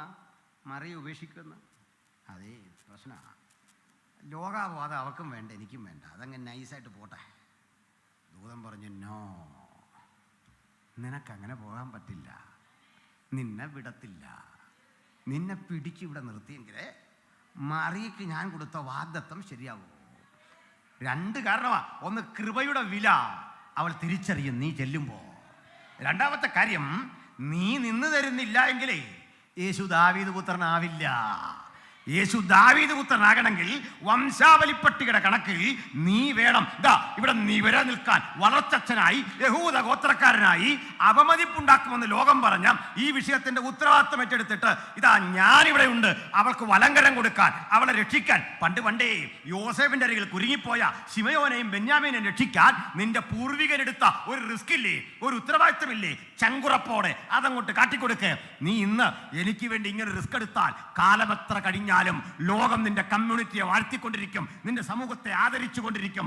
നിന്റെ ആ സമൂഹം ആദരിക്കപ്പെടുമ്പോൾ ഒരു കാര്യം മനസ്സിലാക്കണം, ദൈവത്തിനായി നിലനിൽക്കാൻ, ഒറ്റയ്ക്ക് ത്യാഗം സഹിക്കാൻ ജീവിതം സമർപ്പിച്ച ഒരാളെങ്കിലും ഇന്നുണ്ടെങ്കിൽ അതൊരു തോൽവിയല്ല, ഒരു മഹാവിജയം നിന്നെ കാത്തിരിക്കുന്നു. കണ്ണടയ്ക്കും മുമ്പ് ആ വിജയം കണ്ടല്ലാതെ ഇഹലോകം വിട്ടുപോകാൻ ഇടവരാത്ത വിധത്തിൽ ആ വാഗ്ദത്തം എന്നെ അനുഗമിച്ചുകൊണ്ടിരിക്കുന്നു. ഇഹലോകം വിട്ടുപോകും മുമ്പ് യോസേഫ്, നിനക്ക് മനസ്സിലാകും നീ എടുത്ത റിസ്ക്, അതിന്റെ ശ്രേഷ്ഠത, ആ ഉത്തരവാദിത്തത്തിന്റെ കനം അത് മനസ്സിലാകും. ആ യോസേഫ് അന്ന് തീരുമാനിച്ചു, ഇനി മേളില്ല. ഇങ്ങനെ വില കൊടുത്തിറങ്ങിയ ഒരു ഗോത്രമാ ദാവീദ് ഗോത്രം. വെറുതെ കിട്ടിയല്ലെന്നേ. അതുകൊണ്ട് ഒരു കാര്യം മനസ്സിലാക്കുക, അഭിഷേകം അത് സൗജന്യ, രക്ഷ അത് സൗജന്യ, രക്ഷിക്കപ്പെട്ടവൻ ആത്മനിറവ് അത് സൗജന്യമാണ്. പക്ഷെ ഇത് കിട്ടിക്കഴിഞ്ഞാലുള്ള ജീവിതം കട്ടിയാന്നേ, അത് ചെലവേറിയതാന്നേ. ആ രക്ഷാനുഭവം പ്രാപിച്ച് വിശ്വാസത്തിലേക്ക് വരുന്ന രക്ഷ സൗജന്യം. ആത്മീക ജീവിതം ചിലവേറിയതാണ്. ആത്മാവിനെ പ്രാപിക്കുക സൗജന്യം, ആത്മനിറവ് നിലനിർത്തുക എന്നത് എക്സ്പെൻസീവാണ്. എക്സ്പെൻസീവ് എന്ന് ഞാൻ പണമല്ല, പണം കൊടുത്തു വാങ്ങാൻ കഴിയാത്ത വിധം ജീവിതത്തിന്റെ ത്യാഗം കൊണ്ട് വില കൊടുത്തു വാങ്ങേണ്ട ഒരനുഭവമാണ് ആത്മനിറവ്. അത് നഷ്ടപ്പെട്ടു പോകുന്നിടത്ത് ദൈവകൃപയുടെ ചൈതന്യം നഷ്ടപ്പെട്ടു പോകും. അതുകൊണ്ട് ഇന്ന് പിരിയുമ്പോൾ എൻ്റെ മീതെ പകരപ്പെട്ട ആ ദൈവകൃപയുടെ ശക്തി, അതിനെ ആസ്വദിച്ചേ ദൈവമക്കൾ പോകാവൂ. ഇനി യഹൂദാ ഗോത്രത്തിലെ സിംഹം ദാവീദിന്റെ വേര്. പക്ഷെ യോഹന്നാൻ നോക്കിയപ്പോൾ ഈ വേരും സിംഹവും ഒന്നും അല്ലാത്തൊരു വ്യക്തിയെ കാണുക. യോഹന്നാൻ പറയാ, ഒരു കുഞ്ഞാട് അറുക്കപ്പെട്ടതുപോലെ നിൽക്കുന്നത് ഞാൻ കണ്ടു. മൂപ്പൻ കണ്ടപ്പോൾ എന്തൊക്കെയാ കണ്ടേ? സിംഹവും വേരും. യോഹന്നാൻ കണ്ടപ്പോൾ പറയുക, ഞാൻ ഒരറുക്കപ്പെട്ട ആടിനെ കണ്ടു. ഒരേ സമയത്ത് സിംഹമായി അപ്പുറത്ത് കുഞ്ഞാടായി നോക്കി നിൽക്കെ ഒരാൾക്ക് മാറാൻ കഴിഞ്ഞ് എങ്ങനെയെന്നറിയോ? പുതിയ നിയമഭക്തനെ, രാജാധികാരം കയ്യിലുള്ളൊരു രാജാവല്ലിത്. ചരിത്രവൈദികം പേറുന്ന ദാവീദ് കുലത്തിൻ്റെ ആ സ്ഥാനീയനായി വന്ന ആളല്ല നമുക്കിതാരാ? സൗമ്യതയുള്ള ദൈവ കുഞ്ഞാട്. ഈ സൗമ്യതയുള്ള കുഞ്ഞാടിന് പ്രത്യേകതയുണ്ട്. മുറിവേറ്റ കുഞ്ഞാട്, രക്തമൊഴുക്കുന്ന കുഞ്ഞാട്. ഈ മുറിവേറ്റ കുഞ്ഞാടിൻ്റെ ആ സവിശേഷതകളിലൂടെ ഞാൻ വരാം. നമുക്കേ ഒരു കാര്യം അറിയാം. സിംഹമടയിലേക്ക് പോയ ഒരാടും ചെന്നായ്ക്കളുടെ പറ്റത്തിലേക്ക് പോയ ഒരാടും ജീവനോടെ തിരിച്ചു വന്ന ചരിത്രമില്ല. സിംഹം കടിച്ചു കുടഞ്ഞ് രക്തം കുടിച്ചില്ലായ്മ ചെയ്തിട്ടുണ്ടെങ്കിൽ ലോക ചരിത്രത്തിൽ ഒറ്റയാട് മാത്രമേ ചെന്നായ്ക്കളുടെ പറ്റത്തെ കടിച്ചു കുടഞ്ഞ് ജയാളിയായി വന്നിട്ടുള്ളൂ. അത് ദൈവപുത്രനായ യേശുവാണ്. യേശു മാത്രമാണ് സിംഹമടയിൽ കിടന്നതിൻ്റെ പല്ലടിച്ചു കുഴിച്ച് ജയാളിയായി വന്നത്. ഈ കുഞ്ഞാട് അധികാരം പ്രാപിച്ചവനായി ഈ മുദ്രകൾ ഭേദിക്കുന്ന രംഗമാണ് നമ്മൾ വായിച്ചത്. എന്താ ഈ മുദ്ര ഭേദിക്കാനുള്ള പ്രശ്നം? ആ മുദ്രക്കുള്ളിൽ എന്താ ഉള്ളത്? ഒരു കത്ത് പൊട്ടിക്കുമ്പോൾ ആ സീല് പൊട്ടിച്ച് മാറ്റിയാൽ എന്താ പ്രശ്നം അറിയണ്ടേ? ആ മുദ്ര ഭേദിക്കാനുള്ള ഭയം എന്താണെന്നറിയണ്ടേ? നമ്മളൊരു കത്ത് പൊട്ടിക്കാനാണ് എത്ര വിഷയമല്ലേ? പൊട്ടിക്കുമ്പോൾ വരുന്ന ചില പ്രതിസന്ധികൾ എന്താണെന്ന് 6:1 മുതലുള്ള ഭാഗങ്ങൾ ഒന്ന് വായിച്ചാട്ടെ. വെളിപ്പാട് 6:1 മുതൽ.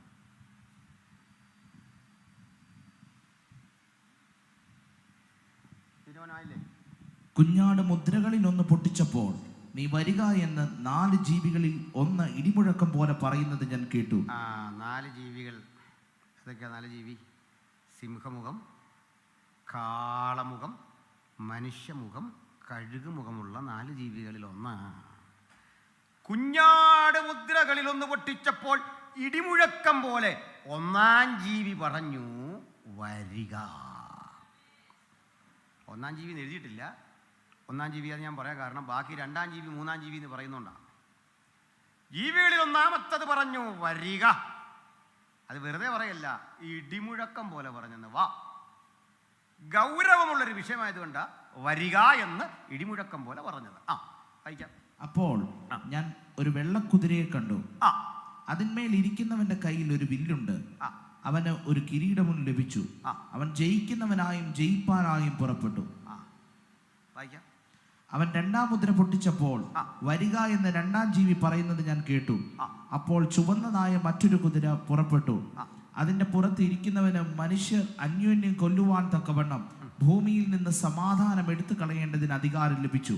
ഒരു വലിയ വാളും അവന് കിട്ടി. 3-ാം മുദ്ര പൊട്ടിച്ചപ്പോൾ വരിക എന്ന് 3-ാം ജീവി പറയുന്നത് ഞാൻ കേട്ടു.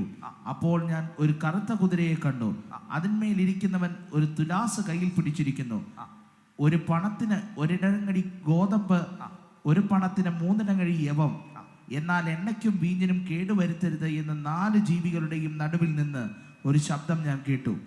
4-ാം മുദ്ര പൊട്ടിച്ചപ്പോൾ വരിക എന്ന് 4-ാം ജീവി പറയുന്നത് ഞാൻ കേട്ടു. അപ്പോൾ ഞാൻ മഞ്ഞ നിറമുള്ള ഒരു കുതിരയെ കണ്ടു. അതിന്മേൽ ഇരിക്കുന്നവന് മരണം എന്ന് പേർ. പാതാളം അവനെ പിന്തുടർന്നു. മതി മതി, ഇത് പിന്നെ വായിക്കണം. ബാക്കി എത്ര വായിച്ചെടുത്തിയേ? 8. 4 മുദ്രകൾ മാത്രമൊന്ന് ഗ്രഹിക്കണം, എളുപ്പമാണ്. 1-ാം ജീവിയായ സിംഹം വിളിച്ചു, വരിക. ഒരു വെള്ളക്കുതിര വന്നു. തെറ്റിക്കരുത്, വിളി സിംഹത്തിൻ്റെത്, വന്നത് വെള്ളക്കുതിര. 2-ാം ജീവിയായ കാള വിളിച്ചു, വരിക. വന്നത് ചുവന്ന കുതിര. 3-ാം മുദ്ര പൊട്ടിച്ചപ്പോൾ 3-ാം ജീവിയായ മനുഷ്യമുഖമുള്ള ജീവി വിളിച്ചു, വന്നത് കറുത്ത കുതിര. 4-ാം ജീവി ഒരു കഴുകൻ വിളിച്ചപ്പോൾ വന്നത് മഞ്ഞ എന്നുള്ളത് തെറ്റാ. പകരം നിങ്ങൾ എൻ്റെ ചെലവിൽ അവിടെ പച്ച എന്ന് ചേർക്കണം. അത് വെറും പച്ചയല്ല, വിളറിയ പച്ച. വിളറിയ പച്ച പിന്നെ മഞ്ഞയാണല്ലോ അല്ലേ?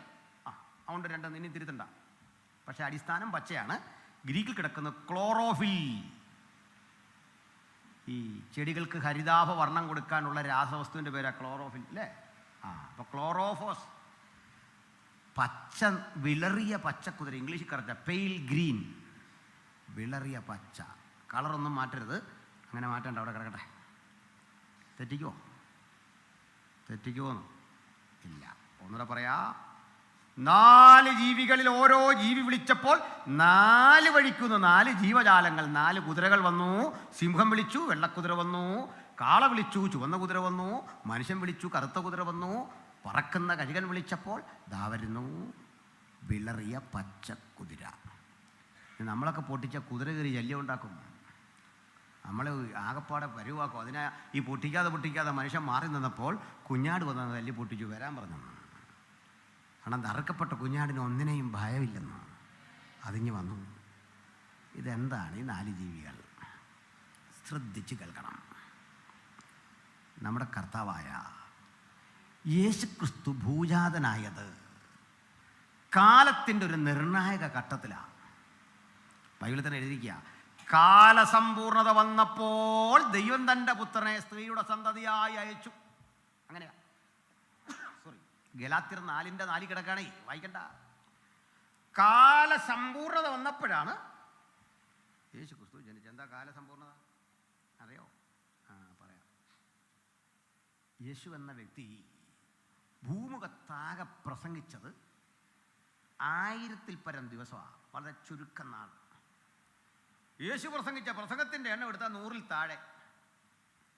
യേശു ചെയ്ത അത്ഭുതങ്ങളെ രേഖപ്പെടുത്തിയ കണക്ക് 40-ൽ താഴെ. ചെയ്ത പല അത്ഭുതമുണ്ട്, ഇത് രേഖപ്പെടുത്തിയിട്ടില്ലെന്ന് യോഹന്നാൻ പറയും. നമുക്ക് തന്ന കണക്കാ.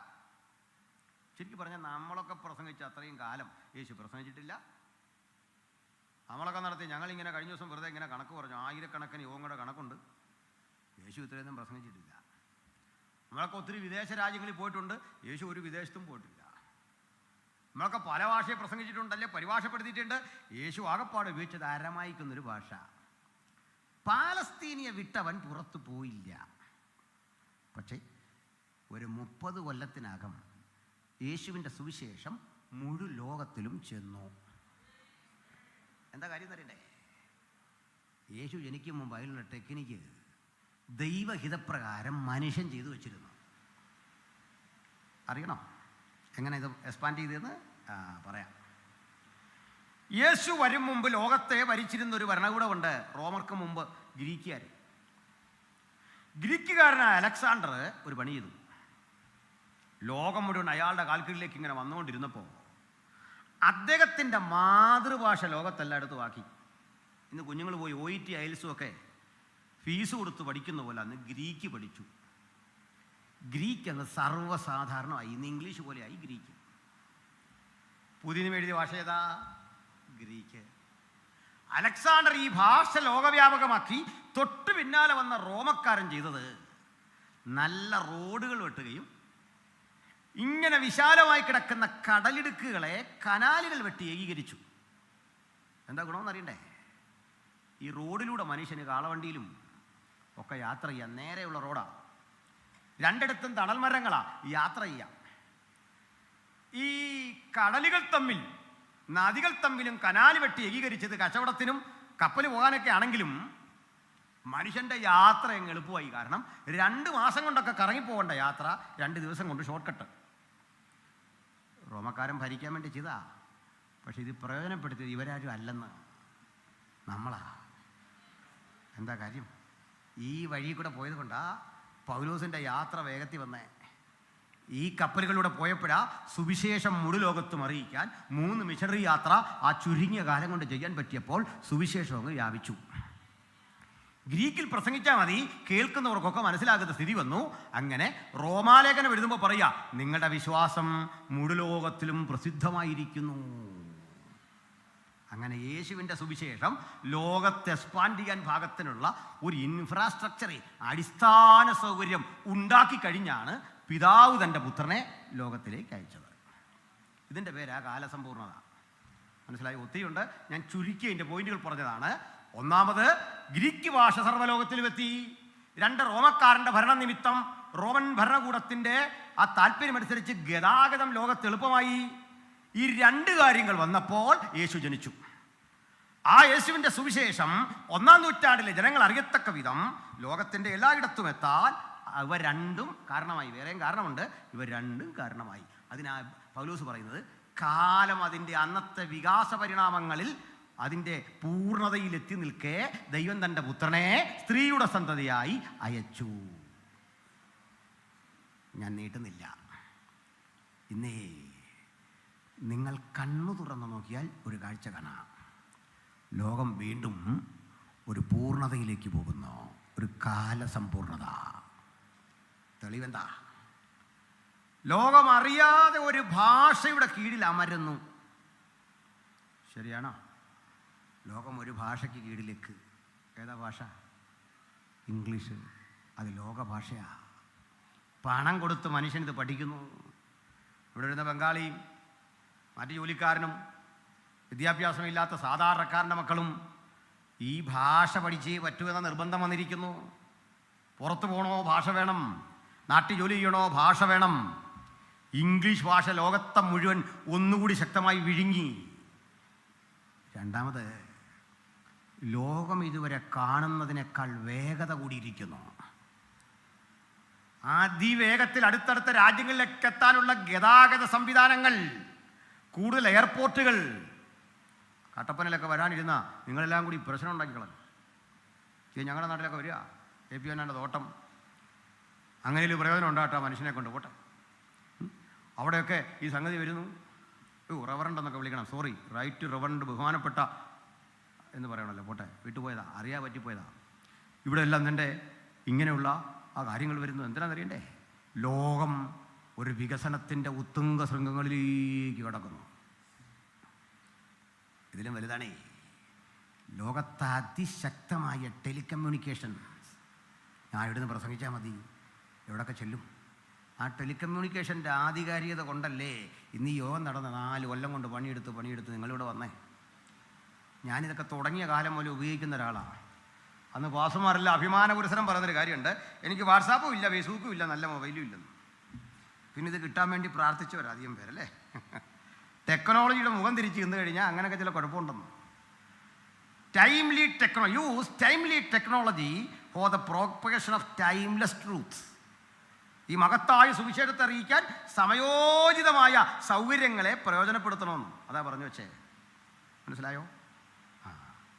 ഞാൻ ഇത് കഴിഞ്ഞും ചെന്ന് അടുത്ത പ്രോഗ്രാമായി ഇതിൻ്റെ മുമ്പിലിരുന്നു. വിശ്രമമില്ലാത്ത പണി, അതുകൊണ്ടായി സുഖമില്ലാതായ പെട്ടെന്ന്. രാവും പകലും വെളുക്കോളം റെക്കോർഡ് സ്റ്റുഡിയോയിലാണ്. ബൈബിൾ മൊത്തം ഓരോ അധ്യായങ്ങളാക്കി മാറ്റിയുള്ള പഠനം നടത്തിക്കൊണ്ടിരിക്കുക. പിന്നെ കുറേ കണ്ണനൊക്കെ ഞാൻ മരിച്ചു കഴിഞ്ഞാൽ വിടാവൂന്ന് മക്കളോട് പറഞ്ഞിട്ടുണ്ട്. ഒറ്റ ക്ലിക്ക് ഇത് കിട്ടേണ്ടവനൊക്കെ കിട്ടണം. ഇനി ഇവിടെ ആരെങ്കിലും തടസ്സപ്പെടുത്തിയാൽ സെർവർ അമേരിക്കയിലും UK ഒക്കെ ഉണ്ട്, അവിടുന്ന് സാധനം ഇറങ്ങിക്കോളും. ഇതെല്ലാം ചെയ്തു വെച്ചിരിക്കുക, വലിയ സംഭവമാണ് ചെയ്തു വെച്ചിരിക്കുന്നത്. ഇവിടുന്ന് പിടിച്ചുകൊണ്ട് പോയാൽ വേറെടുത്തുനിന്ന് വരും. ഇതെല്ലാം ചെയ്തു വെച്ചിരിക്കുക. ചെറിയ ആയുസ് ചെയ്യാൻ പറ്റുമൊക്കെ ചെയ്യണം. ഇത് മക്കളെയും പഠിപ്പിക്കുക. അപ്പോൾ ടെക്നോളജിയുടെ വികസനം കണ്ടോ, അത് ശക്തിപ്പെടുന്ന കണ്ടോ. അപ്പോൾ ഇതെല്ലാം കാണുമ്പോൾ ഒരു കാര്യം മനസ്സിലാക്കണം, എന്തിനാ ഇങ്ങനെ ലോകമായത്? ലോകം ഇത്രയും വളർന്നെന്തിനാ? ടെക്നോളജി വളർന്നെന്തിനാ? ഒറ്റ വാക്കേ ഉള്ളൂ, രാജ്യത്തിൻ്റെ ഈ സുവിശേഷം മുഴുവൻ ലോകത്തോടും പ്രസംഗിക്കും. അപ്പോൾ ലോകാവസാനം ഇങ്ങ് വരും. ഇത്രേ ഉള്ളൂ. അതിനാ എയർപോർട്ട്, അതിനാ മൊബൈല്, അതിനാ ടെലികമ്മ്യൂണിക്കേഷൻ ശക്തമാകുന്നത്, അതിനാ നല്ല റോഡുകൾ, ആകാശപാതകൾ, ഇംഗ്ലീഷ് എന്ന ഭാഷ. രാജ്യത്തിൻ്റെ ഈ സുവിശേഷം മുഴുവൻ ലോകത്തോടും പ്രസംഗിക്കും. അപ്പോൾ യുഗാവസാനം വരും. ഈ ബൈബിൾ പറഞ്ഞ ഒന്നും നടക്കാതിരുന്നിട്ടില്ല ബ്രദറെ. തമ്പുരാൻ അരുളി ചെയ്തൊന്നും നടക്കാതിരുന്നിട്ടില്ല. ഞാൻ എൻ്റെ വാക്യങ്ങൾ കൂടി വായിച്ചു കേൾപ്പിക്കാം. അത്ഭുതം തോന്നുന്ന വിധത്തിൽ കാലം പോകുന്ന പോക്കിൻ്റെ ആ ശക്തിമത്തായ വഴികൾ അത് പറഞ്ഞു തരാം. പക്ഷേ മനുഷ്യനൊത്തിരി തെറ്റിദ്ധരിച്ചിട്ടുണ്ട്. ഈ ലോകം ഏതാണ്ട് കുഴപ്പം പിടിച്ചിലേക്ക് വന്നല്ലെന്നേ. ഒരു പാടുണ്ട്, പണ്ടങ്ങാണ്ടൊരു നാടുണ്ടായിരുന്നേ, അവിടെ പുഴയുണ്ടായിരുന്നല്ലേ, എങ്ങോനറിയോ? ഇല്ല. അവിടെ മതങ്ങൾ തമ്മിൽ സംഘടനയില്ലായിരുന്നു, എല്ലാവരും ഒരു കുടുംബം പോലെ കഴിഞ്ഞു. ഞാൻ ഇവിടെ ചെയ്ത് എന്നായിരുന്നു പണ്ടങ്ങാണ്ട്. നമ്മൾ മനസ്സിലാക്കിയ ചരിത്രത്തിൽ നിന്നും മനുഷ്യൻ അങ്ങനെ കഴിഞ്ഞിട്ടേ ഇല്ല. ഇവിടെ അടിയായിരുന്നു, മുറ്റടി. മനസ്സിലായില്ലേ? പലരും പറഞ്ഞ് ഇന്ത്യക്കൊരു പുരാതന സുവർണകാലം ഉണ്ടെന്ന് പറഞ്ഞ് കേൾക്കട്ടെ. എന്നായിരുന്നു? ഇല്ലെന്ന്. ഇതൊന്നും കേട്ട് തെറ്റിദ്ധരിക്കല്ലേ. നമ്മൾ കേൾക്കുന്നത് എന്താ? ഇടയ്ക്ക് നമ്മുടെ അനീഷ് കാവാൽ എന്നെ വിളിച്ചിട്ടുണ്ടെന്ന് വെച്ചാൽ ഞാനതിലെ വരിക, ഇച്ചിരി നല്ല മീൻ മേടിച്ചുകൊണ്ട് വരാം, വിഷമില്ലാത്ത പച്ചക്കറി കൊണ്ട് വരാമെന്ന് പറഞ്ഞു. ഞാൻ പറഞ്ഞു വേണ്ട, കാരണം ഇത് ഒരു നേരമല്ല കഴിക്കാൻ പറ്റുള്ളൂ, പിന്നെ ഞാൻ പഴയ കടയിൽ പോകണ്ടേ. വിഷമില്ലാത്ത സാധനമേ, മരുന്നടിക്കാത്ത സാധനമേ, ഞാൻ ഇതിനോടങ്ങ് പൊരുത്തപ്പെട്ടു, ഇത് മതിയെന്ന്. എന്താ കാരണം കേൾക്കണ്ടേ? എൻ്റെ സ്നേഹിത, ഈ പച്ചക്കറി വന്ന ശേഷം മനുഷ്യൻ്റെ പട്ടിണി മാറിയെന്ന് പിടിയിട്ടോ. ഈ അരി വന്ന ശേഷം മനുഷ്യൻ ചോറുണ്ട് തുടങ്ങിയെന്ന്. ഈ മിൽമ തുടങ്ങിയ പിന്നെ നമ്മൾ ചായ കുടിച്ചെന്ന്. മറ്റേ ആടോ പശുവോ പോലൊരു സാധനം വീട്ടി ആ ചായ എല്ലാവർക്കും കിട്ടുകയില്ലെന്ന്. മനുഷ്യൻ്റെ കഷ്ടപ്പാടും ദാരിദ്ര്യമൊക്കെ മാറിയതേ ആധുനികത ശക്തിപ്പെട്ടപ്പോഴാണ്. മനുഷ്യന് ഇഷ്ടം പോലെ വസ്ത്രം ഉണ്ടായതേ, മനുഷ്യന് എഴുത്ത് സാമഗ്രികളും ജീവിത സൗകര്യവും ഉണ്ടായതേ ആ യന്ത്രവൽകൃതമായൊരു ലോകം വന്നപ്പോഴാണ്. മൃഗം പണിയെടുത്തിട്ടോ മനുഷ്യൻ പണിയെടുത്തിട്ടോ നടക്കൂല. ടെക്നോളജി വികാസം പ്രാപിച്ചപ്പോഴാ മനുഷ്യൻ്റെ ജീവിതം സുരക്ഷിതമായത്. മനുഷ്യന് വില വന്ന എന്നാ? അത് ആധുനിക കാലത്താണ്. ഇത് സന്തോഷമില്ല? സന്തോഷിക്കണം. കാരണം ഈ കണ്ടുപിടുത്തത്തിൻ്റെ ഒക്കെ പിന്നെ പ്രാർത്ഥനാ മനുഷ്യരായിരുന്നു. പിടിയോ? കോവിഡ് കാലത്ത് ആഹാരത്തിന് വല്ല ബുദ്ധിമുട്ടും വന്നോ? കിറ്റ് കിട്ടിയില്ലേ? എന്ന് പറഞ്ഞ് വോട്ട് ചെയ്യാനല്ല ഞാൻ പറഞ്ഞു. കിറ്റ് കിട്ടിയില്ലേ വോട്ട് ചെയ്യണമെന്നല്ല അല്ലേ? അപ്പം ഞാൻ പറഞ്ഞു വെച്ചാൽ എന്താണെന്നറിയണ്ടേ? ഇതെങ്ങനെയാണ് കിട്ടിയതറിയണ്ടേ? ഗ്രിഗർ മെൻഡൽ എന്നറിയപ്പെടുന്നൊരു പുരോഹിതൻ, ബൈബിൾ വായിക്കുന്ന ബൈബിൾ പഠിക്കുന്ന ഒരു പുരോഹിതനാ ഈ ജനറ്റിക് എഞ്ചിനീയറിങ് തുടങ്ങി വെച്ചത്. ഈ ഭക്ഷ്യവസ്തുക്കൾ സുലഭമായി കിട്ടുന്ന ടെക്നോളജി ഒരു പ്രാർത്ഥന മനുഷ്യൻ്റെയാ. കൃത്രിമ ശ്വാസം കൊടുത്ത് മനുഷ്യനെ നിവരെ നിർത്തുന്ന പ്രാണൻ തിരിച്ചു കിട്ടുന്ന സാങ്കേതിക വിദ്യ കണ്ടുപിടിച്ചതേ ഒരു പ്രാർത്ഥന മനുഷ്യനാ. എന്നെ നിങ്ങളെയും പ്രകാശിപ്പിക്കുന്ന ഈ വൈദ്യുതി ഇല്ലേ, ഇത് കണ്ടുപിടിച്ച മൈക്കൽ ഫാരഡേ യഹൂദനായ ഒരു ദൈവ മനുഷ്യനാണ്. മനസ്സിലായില്ലേ? ഇന്ന് ലോകം വളർന്ന് ഈ വളർച്ചയുടെ എല്ലാം പിന്നിലേ ഈ പുസ്തകം വഹിച്ച പങ്ക് വലുതാ. ഇതിനാ ഞങ്ങൾ ഇത് ഇന്ത്യയിൽ പ്രസംഗിക്കുന്നത്. ഈ പുസ്തകം കൊണ്ട് ഞങ്ങൾ തലങ്ങും വിലങ്ങും പ്രസംഗിക്കുന്നത് ഇരുളടഞ്ഞ ഈ രാജ്യത്തെ ഈ മണ്ഡലത്തെ മുഴുവൻ മാറ്റിമറിക്കാനാ. പൗരാണികതയുടെ സുഖം പേറി അവിടെ എന്തൊക്കെ ഉണ്ടെന്ന് വീമ്പിളക്കുന്ന നിങ്ങളൊന്ന് പറഞ്ഞതാ. എന്താ പൗരാണികതയുടെ സുഖം? ക്ഷമിക്കണം, എന്നോടൊരുത്തം പറഞ്ഞ് നളന്തയും തക്ഷശിലയൊക്കെ ഇവിടെ ഉണ്ടായിരുന്നു. സംഗതി ശരിയാ. എവിടെ ആരാ പഠിക്കാൻ സമ്മതിക്കുമായിരുന്നോ? ഇതിനകത്ത് കയറാൻ സമ്മതിക്കുമായിരുന്നോ? ഇല്ല. ഇതൊക്കെ ഒരു പറ്റം മനുഷ്യർ കൈയടക്കി വെച്ചപ്പോഴേ എല്ലാവർക്കും വിദ്യാഭ്യാസം, എല്ലാവരെയും പഠിപ്പിക്കണം, എല്ലാവരും ജിജ്ഞാസാവടുക്കളാകണം. ഈ ചിന്തയോട് ഈ രാജ്യത്ത് പ്രവർത്തിച്ചത് യേശുവിൻ്റെ അനുഗാമികളായ സുവിശേഷകരാണ്. ഹല്ലേലൂയ! യേശുവിനെ പ്രസംഗിച്ചവരാണ് നാടിനെ മാറ്റിമറിച്ചതെങ്കിൽ ഇതും കൊണ്ട് തലങ്ങും വിലങ്ങും നിൽക്കുന്നവന്റെ വഴി തടഞ്ഞാൽ നീ വെളിച്ചത്തിന്റെ വഴിയാണ് തടയുന്നത് എന്ന സത്യം മനസ്സിലാക്കിക്കൊള്ളണം. രാജ്യത്തെ മുഴുവൻ പ്രകാശമാന്യമാക്കുന്ന ലോകത്തിന്റെ വെളിച്ചമാണ് കർത്താവായ യേശുക്രിസ്തു. ഈ സുവിശേഷമാണ് ലോകത്തെ മാറ്റിമറിച്ചത്.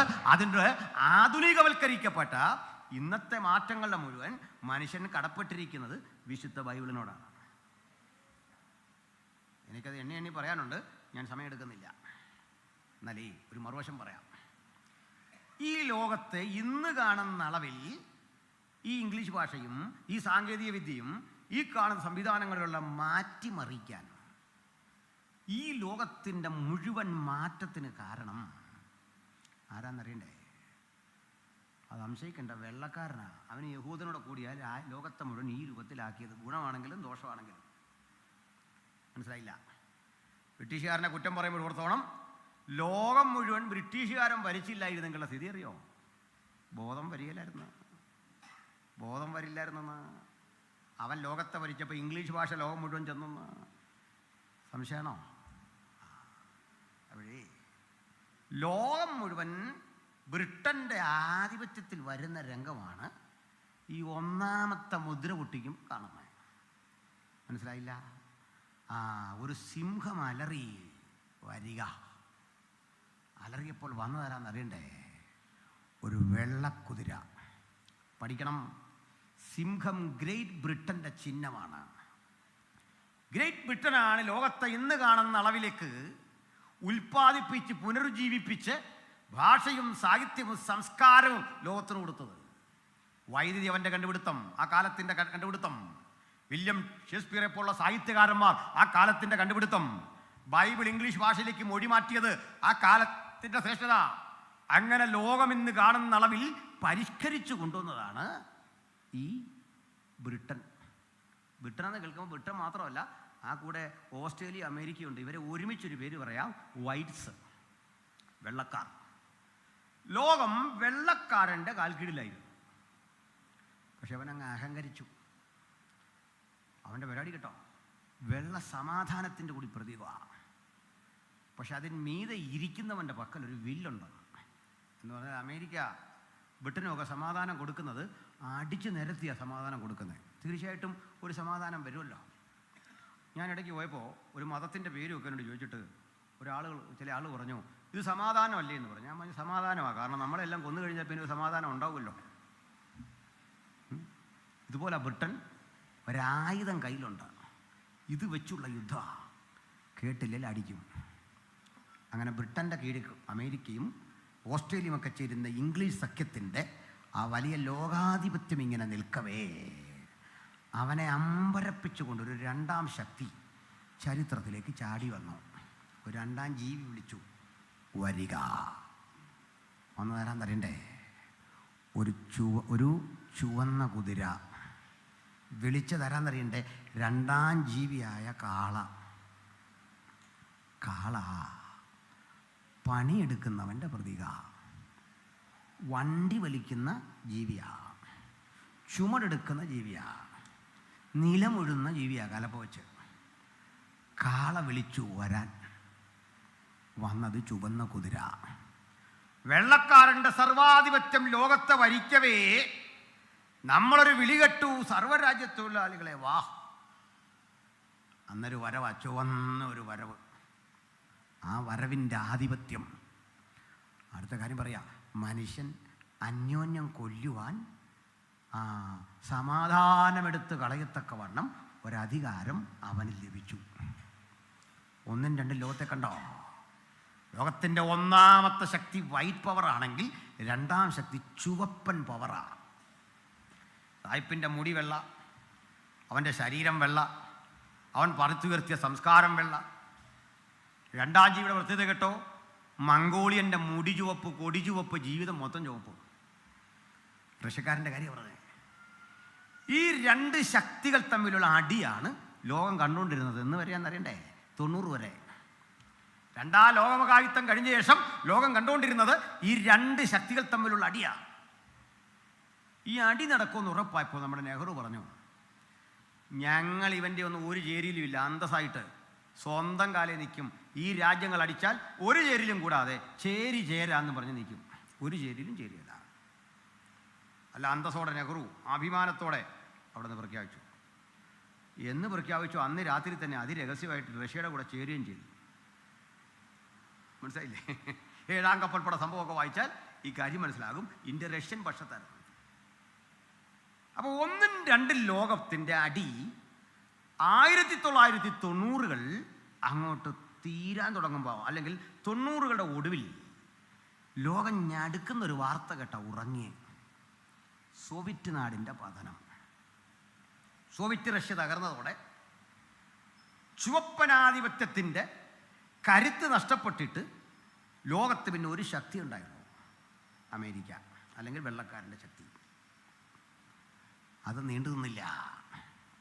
കഷ്ടിച്ച് ഒരു 10 കൊല്ലം എന്ന് വെച്ചാൽ 2000 ആണ്ട് അങ്ങോട്ട് തുടങ്ങി. കഴിഞ്ഞ നൂറ്റാണ്ട് തീർന്നത് റഷ്യയുടെ പതനത്തെ കുറിച്ച് കേട്ടാണെങ്കിൽ പുതിയ നൂറ്റാണ്ട് ഉണർന്നത് അമേരിക്കയുടെ തകർച്ചയെക്കുറിച്ച് കിട്ടണ്ട. അമേരിക്ക തകർന്നു, സാമ്പത്തികമായി തകർച്ച.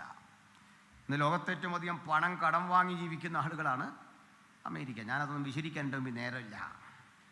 കണക്കിൽ മാത്രമുള്ള ചില സംവിധാനങ്ങളിലൂടെ സമ്പന്ന രാജ്യങ്ങളുടെ പട്ടികയിലുണ്ട്. പക്ഷേ കനത്ത തകർച്ച. ഈ 2 ശക്തികളും തകർന്നെങ്കിലും അവരാ ശക്തി. അതാ കാര്യം. അവർ തകരാത്തതല്ല, തകർന്നിട്ടും അവർക്കാണ് പവർ. 1, 2 ശക്തി കഴിഞ്ഞാൽ 3ാം ശക്തിക്കൊരു പേര് പറയും, തേർഡ് വേൾഡ്, 3ാം ലോകം. അങ്ങനെ സാമൂഹ്യ യാത്രക്കാരന്മാർ ലോകത്തെ വിലയിരുത്തുന്നത് 3ാം ശക്തി. 1ാമത്തെ ശക്തി വെള്ളയായിരുന്നെങ്കിൽ, 2ാമത്തെ ശക്തി ചുവപ്പായിരുന്നെങ്കിൽ, 3ാം ശക്തി കറുപ്പാണ്, ബ്ലാക്കാണ്. ബ്ലാക്സിൻ്റെ രാജ്യങ്ങൾ എടുക്കുക. നമ്മുടെ Africa, Egypt, Sudan, Latin American രാജ്യങ്ങൾ, പാകിസ്ഥാൻ, അഫ്ഗാനിസ്ഥാൻ, നേപ്പാൾ, മ്യാൻമാർ, ഭൂട്ടാൻ, ബർമ്മ, ബംഗ്ലാദേശ്, ലങ്ക. നമ്മൾ ഒരു രാജ്യത്തിൻ്റെ പേര് വിട്ടുപോയി, നമ്മുടെ ഇന്ത്യ. അത് വിട്ടുപോകാൻ കാരണം, ഞാനടുത്ത കാലത്തൊരു വിദേശ രാജ്യത്ത് പോയി. അവിടെ പോയി എന്ന് പറയണമെന്നല്ല, ചെന്നിറങ്ങിയപ്പോൾ ഞാൻ അവരോട് പറഞ്ഞു, പ്രിയമുള്ളവരെ, ഞാനിവിടെ ഇന്ത്യക്കാരനായിട്ടാണ് വന്നേ, ഇന്ത്യൻ. തിരിച്ച് ഞാൻ ഭരതനായിട്ടായിരിക്കും അവിടെ ഇറങ്ങുന്നതെന്ന് പറഞ്ഞു. കാരണം ഇന്ത്യൻ എന്നുള്ള മാറ്റി ഇപ്പോൾ എങ്ങനെ ആക്കി, അപ്പോൾ നമ്മളെങ്ങനെ ആക്കണം? അതുകൊണ്ട് പറഞ്ഞാൽ അതുകൊണ്ട് വിട്ടുപോയതാ, പോട്ടെ. അപ്പോൾ ഈ രാജ്യങ്ങളെല്ലാം എടുത്താൽ പറയാം കറുപ്പ് രാജ്യങ്ങൾ, അല്ലെങ്കിൽ പട്ടിണി രാജ്യങ്ങളാണ്. ഇന്ധനമില്ല ഈ രാജ്യത്തിൻ്റെ പ്രശ്നം, വില കൂടുതലാണ്. ഈ രാജ്യങ്ങളുടെ അടുത്ത പ്രശ്നം ഭക്ഷ്യവസ്തുക്കളില്ല. അടുത്ത പ്രശ്നം ഈ രാജ്യത്ത് മരുന്നില്ല, വേണ്ടത്ര ചികിത്സ. ഇന്ത്യയിലല്ല കേട്ടോ, കാരണം ഇന്ത്യയെ മാറ്റി പറയാൻ കാരണം ഈ ഇല്ലായ്മയുള്ള രാജ്യങ്ങളുടെ പട്ടികയിലെ സമ്പന്ന രാജ്യം ഇന്ത്യയാണ്. മൂന്നാം ലോക രാജ്യത്തിലെ സമ്പന്ന രാജ്യം ഇന്ത്യയാണ്. ഇല്ലായ്മക്കാരുടെ കോടീശ്വരൻ നമ്മളാണ്. അതുകൊണ്ട് നമ്മൾ തീരെ അതപ്പൊതിച്ചൊന്നും പോയിട്ടില്ല, പേടിക്കാനൊന്നുമില്ല. അപ്പോൾ എന്താ മൂന്നാം മുദ്ര പൊട്ടിച്ച് വന്നതെന്നറിയണ്ടേ? ഒരു കറുത്ത കുതിര, വിളിച്ചതൊരു മനുഷ്യൻ, അവനൊരു തുലാസ കയ്യിൽ പിടിച്ചിരിക്കുന്നു. തുലാസ കയ്യിൽ പിടിച്ചിരിക്കെ പണത്തിന് ഒരിടങ്ങഴി ഗോതമ്പ്, മൂന്നിടങ്ങഴി യവം. എണ്ണയ്ക്കും വീഞ്ഞിനും കേടുവരുത്തരുത്. എണ്ണ ഇന്ധനത്തിൻ്റെ പ്രതീകം, വീഞ്ഞ് മരുന്നിൻ്റെ പ്രതീകം. അമിതമായ ജനസംഖ്യയുള്ള ഈ രാജ്യങ്ങളിൽ ഭക്ഷ്യവസ്തുക്കൾ തികയുന്നില്ല, എണ്ണ തികയുന്നില്ല, മരുന്ന് തികയുന്നില്ല. അപ്പോൾ ജീവികൾ 4 പേരും പറഞ്ഞു, അധികം ചിലവാക്കരുതേ, ചിലവാക്കരുതേ എന്ന് പറയുന്ന ശബ്ദം ഞാൻ കേട്ടു. അപ്പോൾ 4-ാം ജീവിയാണ് വായിച്ച് നിർത്തിയത്. അത് വായിച്ചൊക്കെ ഫിനിഷ് ചെയ്തേക്കാം. 8 മുതൽ വായിച്ചു. 4-ാം ജീവി 4-ാം മുദ്ര പൊട്ടിച്ചപ്പോൾ വരിക എന്ന് 4-ാം ജീവി പറയുന്നത് ഞാൻ കേട്ടു. അപ്പോൾ ഞാൻ മഞ്ഞ നിറമുള്ളൊരു കുതിരയെ കണ്ടു. അതിന്മേൽ ഇരിക്കുന്നവന് മരണം എന്ന് പേർ. പാതാളം അവനെ പിന്തുടർന്നു. ഇത് പച്ച നിറമുള്ളൊരു ജീവിയാണ്. അതിൻ്റെ മീതെ ഒരു ചേട്ടൻ ഇരിപ്പുണ്ട്, മരണമെന്നാണ് പേര്. പച്ച ലോക ഭീകരതയുടെ നിറമാണ്. അഫ്ഗാനിസ്ഥാനിലൊരു സ്കൂളിൽ ഒരു പിഞ്ചോമന കുഞ്ഞ് ഉച്ചഭക്ഷണത്തിന് വേണ്ടി ആ ടിഫിൻ ബോക്സ് അങ്ങോട്ട് പൊട്ടിച്ചു, തുറന്നു. ഉച്ചഭക്ഷണം വാരിക്കഴിക്കാൻ ആകാംക്ഷ പുരസരം. അതിലേക്ക് കൈയിടുന്നൊരു കുഞ്ഞിൻ്റെ വിശപ്പും ആദിത്യവും ആകാംക്ഷയും നമുക്കറിയാം. ആ പാത്രം പൊട്ടിത്തെറിച്ചു. കുഞ്ഞും 127 അധ്യാപകരും വിദ്യാർത്ഥികളും ആ സ്ഥാപനത്തിൽ സ്ഫോടനത്തിൽ മരിച്ചു. ഈ ടിഫിൻ ബോക്സിൽ ബോംബ് പിടിപ്പിച്ച വേറെ ആരുമല്ല, സ്വന്തം അപ്പൻ. പിണങ്ങിയല്ലെന്ന്, ചുമ്മനോ കൊടുത്ത് കെട്ടിപ്പിടിച്ചാ വിട്ടെ, പിണങ്ങിയല്ല, സ്വർഗത്തിൽ പോകാനുള്ള വഴിയാണ്. മനസ്സിലായില്ലേ? ഭീകരത എങ്ങനെയെല്ലാം നമ്മുടെ സമൂഹത്തിൽ നടമാടുന്നു എന്നതിൻ്റെ തെളിവാണ്. പക്ഷേ ഇന്ന് സ്ഥിതിക്കൊക്കെ ഒത്തിരി മാറ്റം വരിക. സ്ഥിതിഗതികൾ മാറി, ഭീകരതയ്ക്ക് നിറം ഏതാണ്ട് വിളറി. നിറം വിളറാൻ കാരണമുണ്ട്. കഴുകൻ ഇടപെട്ടു. കഴുകനാ പറഞ്ഞ് വരാൻ. ചരിത്രം പഠിക്കണം. കഴുകൻ അമേരിക്കയുടെ ചിഹ്ന. അമേരിക്കയുടെ നേതൃത്വത്തിൽ ഇത്തരം രാജ്യങ്ങളെ അടിച്ചൊതുക്കിയിട്ട് പറഞ്ഞ് ഭീകരത നിങ്ങൾ വളർത്തുന്നു, ബോംബ് പൊട്ടിക്കുന്നു, അതിർത്തി കടന്ന് തീവ്രവാദ പ്രവർത്തനം നടത്തുന്നു, പിടിച്ചെടുക്കുന്ന പടയാളികളെ വികൃതമായി നിങ്ങൾ ആക്ഷേപിക്കുന്നു, സ്ത്രീത്വത്തെ അപമാനിക്കുന്നു. ഇതാ ഇത്തരം രാജ്യങ്ങളാകെ മാറുന്നു. ഈ രാജ്യങ്ങൾ മാറുന്ന കണ്ടിട്ട് പത്രങ്ങൾ എഴുതുന്നതാ അവിടെയൊക്കെ മാറ്റം വരുന്നു. സൗദി അറേബ്യയിൽ നമ്മൾ ഇന്ന് കാണുന്നുണ്ട്, വലിയ മാറ്റം വന്നിരിക്കുന്നു. അവിടെ ലോകസുന്ദരി പട്ടണത്തിന് വേണ്ടി മത്സരിക്കുന്ന അവിടുത്തെ സ്ത്രീകളെ കാണുന്നു. ആകെ സംഗതി മാറുന്നു. ശുഭകരമായ വാർത്തകൾ എഴുതിക്കൊണ്ട് പത്രങ്ങൾ പറയുന്നത് അവിടെ മാറ്റം, ഇവിടെ മാറ്റം. ഇതൊക്കെ എന്താ കാര്യം തരണ്ടേ? ആഗോളപരമായി ഇത്തരം സാമ്രാജ്യ ശക്തികൾ അടിച്ചൊതുക്കിയിട്ട് പറഞ്ഞു, കച്ചവടം വേണോ, ഇന്ധനം ഞങ്ങൾ വിലക്ക് മേടിക്കണോ, ഇത് വാങ്ങണമെന്നുണ്ടെങ്കിൽ ഭീകരതയോട് വിട പറയണം, ഇത്തരം ഏർപ്പാടുകൾ നിർത്തണം, നിങ്ങൾ സമ്പുഷ്ട യുറേനിയത്തിൻ്റെ ആ പരീക്ഷണം നിർത്തണം, നിർത്താത്ത പക്ഷം നിങ്ങളുടെ ഇന്ധനം വാങ്ങൂല, ഇത് ഇവിടുന്ന് നശിക്കും. പകരം ബദൽ ഇന്ധനങ്ങളുണ്ട്. ആ ബദൽ ഇന്ധനങ്ങളിലേക്ക് പോയാൽ വണ്ടിയും മറ്റ് വാഹന സൗകര്യങ്ങളെയൊക്കെ ലോകം സ്തംഭിക്കും, വ്യവസായങ്ങൾ ഇടിയും. മരുഭൂമി മാത്രമുള്ള ഈ സ്ഥലത്ത് ഇതൊന്നും കൊള്ളാതെ വരും. ആ സ്ഥിതിയിലേക്ക് പോകാതിരിക്കാൻ നിങ്ങൾ ഭീകരതയെ പ്രോത്സാഹിപ്പിക്കരുത്. ഭരണകൂടത്തിന് കേൾക്കേണ്ടി വന്നു. പക്ഷേ അതങ്ങനെ വിശ്വസിക്കാൻ വരട്ടെ. അടിച്ചൊതുക്കുന്ന ഏത് സമാധാനവും താൽക്കാലികമാണ്. തെളിവ് വേണം. സ്കൂളിലൊക്കെ കുഞ്ഞുങ്ങളോട് മിണ്ടരുത്, അനങ്ങരുത്. സാറിങ്ങനെ പറയും. ലാസ്റ്റ് പീരീഡൊക്കെ നമ്മളിങ്ങനെ ഇരിക്കില്ലേ, മിണ്ടിപ്പോന്നവൻ്റെ പേരെഴുതാം, നമ്മളെങ്ങനെ എഴുതിയിട്ട് സാറുമാർ വർത്തമാനം പറയാൻ പോവാം, അതാ മിണ്ടരുതെന്ന് പറഞ്ഞു. കുഞ്ഞുങ്ങൾക്ക് ഇതറിയാം, ഇവരിങ്ങനെ കേട്ട് ഇരുന്നേച്ച്. ആ കൂട്ടമല്ലടിക്കുമ്പോൾ അതുങ്ങൾ പോകുന്നുണ്ടോ, ഒറ്റ കൂവിച്ച ആദ്യം. ആരെയാ കൂവിയെ? സാറിനെ, അപ്പനെ, അമ്മയെ, വിദ്യാഭ്യാസ വകുപ്പിനെ, മന്ത്രിയെ, നമ്മളെല്ലാം കൂടെ പ്രതിഷേധിച്ച് കൂവിയതാ. അടച്ചു പിടിച്ച അച്ചടക്കം ഇങ്ങനെയാണ്, അത് പൊട്ടിത്തെറിക്കുന്നു. ഇപ്പം മനസ്സിലായോ? അപ്പോഴേ പച്ച വീര്യം കൂട്ടിയൊരു വരവുണ്ട്. കാരണം പുത്രനെ നിഷേധിക്കുന്നവനാ എതിർക്രിസ്തു. എതിർക്രിസ്തു വരേണ്ട കുടുംബം അത്. എതിർക്രിസ്തുവിൻ്റെ കുലത്തിൽ കയറിയ സമാധാനം വരുത്തിയിരിക്കുന്നതേ. അതുകൊണ്ട് അവൻ അക്രമാസക്തനായിട്ട് ഇങ്ങോട്ട് വരുമ്പോൾ പാതാളം അവനെ പിന്തുടരുമെന്ന്. ഇങ്ങോട്ട് ഇട്ടേക്കാൻ ശവം. അടുത്തതാ, ഇടുക്കിക്കാർക്ക് കേട്ടാൽ എളുപ്പം മനസ്സിലാകുന്ന കാര്യം, പെട്ടെന്ന് വായിച്ച്.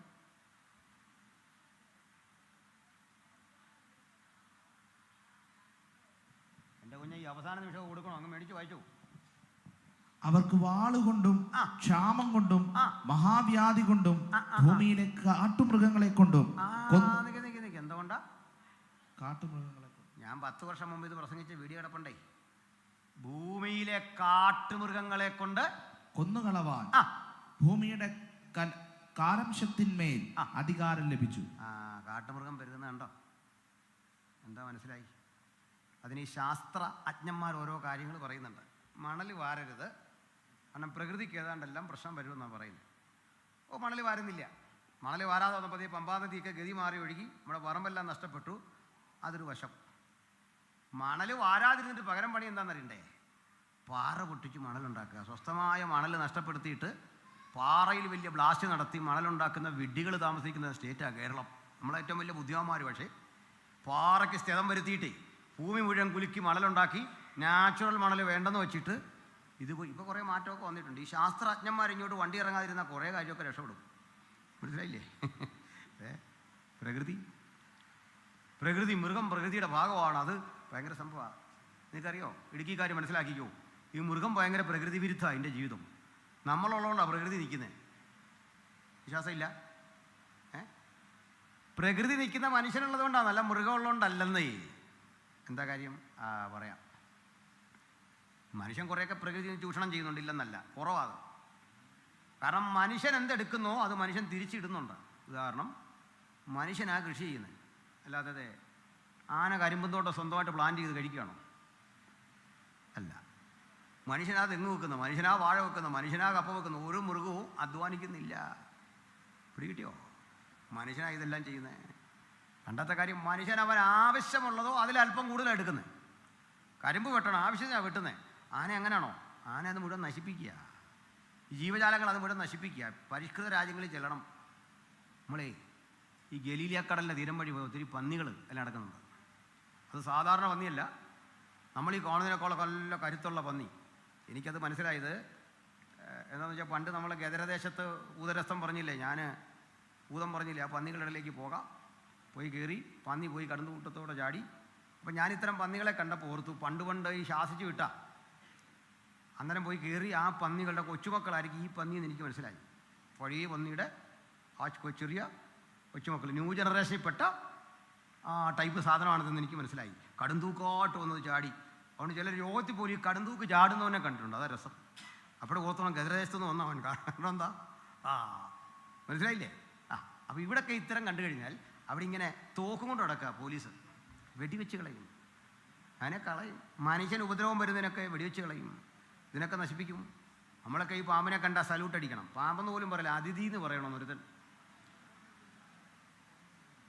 ഈ അതിഥി എന്ന് വിളിക്കുന്നവൻ ഞങ്ങളുടെ നാട്ടിൽ വന്നു, കോട്ടയം ജില്ലയിൽ. അവൻ ചെന്നു, പക്ഷേ ആതിഥേയന് മനസ്സിലായില്ല ഇത് അതിഥിയാണ്. ഒരു കൊത്തങ്ങ് കൊത്തി. കോട്ടയം മെഡിക്കൽ കോളേജ് ഉണ്ടായിരുന്നുണ്ട്, രക്ഷപ്പെട്ട അതിഥി. ഈ വിഴപ്പാമ്പ്, ഈ ജീവജാലങ്ങളെല്ലാം മനുഷ്യൻ ഇങ്ങനെ പുലർത്തണമെന്നൊക്കെ പറയുന്ന വിഡിത്തം. പക്ഷെ നിങ്ങളൊക്കെ ഇതേ ചെയ്യൂ. എന്താ കാര്യം? നിങ്ങളെയല്ല പറഞ്ഞ, ഞാൻ അധികാരി വർഗത്തെയാണ് പറയുന്നത് കേട്ടോ. ഞാനും ഹൈറേഞ്ചിൻ്റെ ഒരു ഉൽപ്പന്നമാകണ്ട പറയുന്നത്. ഇവിടുത്തുകാരനെ ഇവിടുന്ന് പോയതാണ്. കോട്ടടുത്ത് എന്നാലും വേരൊക്കെ അവിടെ ഉണ്ട്, ഏലപ്പാറയിൽ കോട്ടെ. അപ്പോൾ പറഞ്ഞു തന്നിനാന്നറിയണ്ടേ?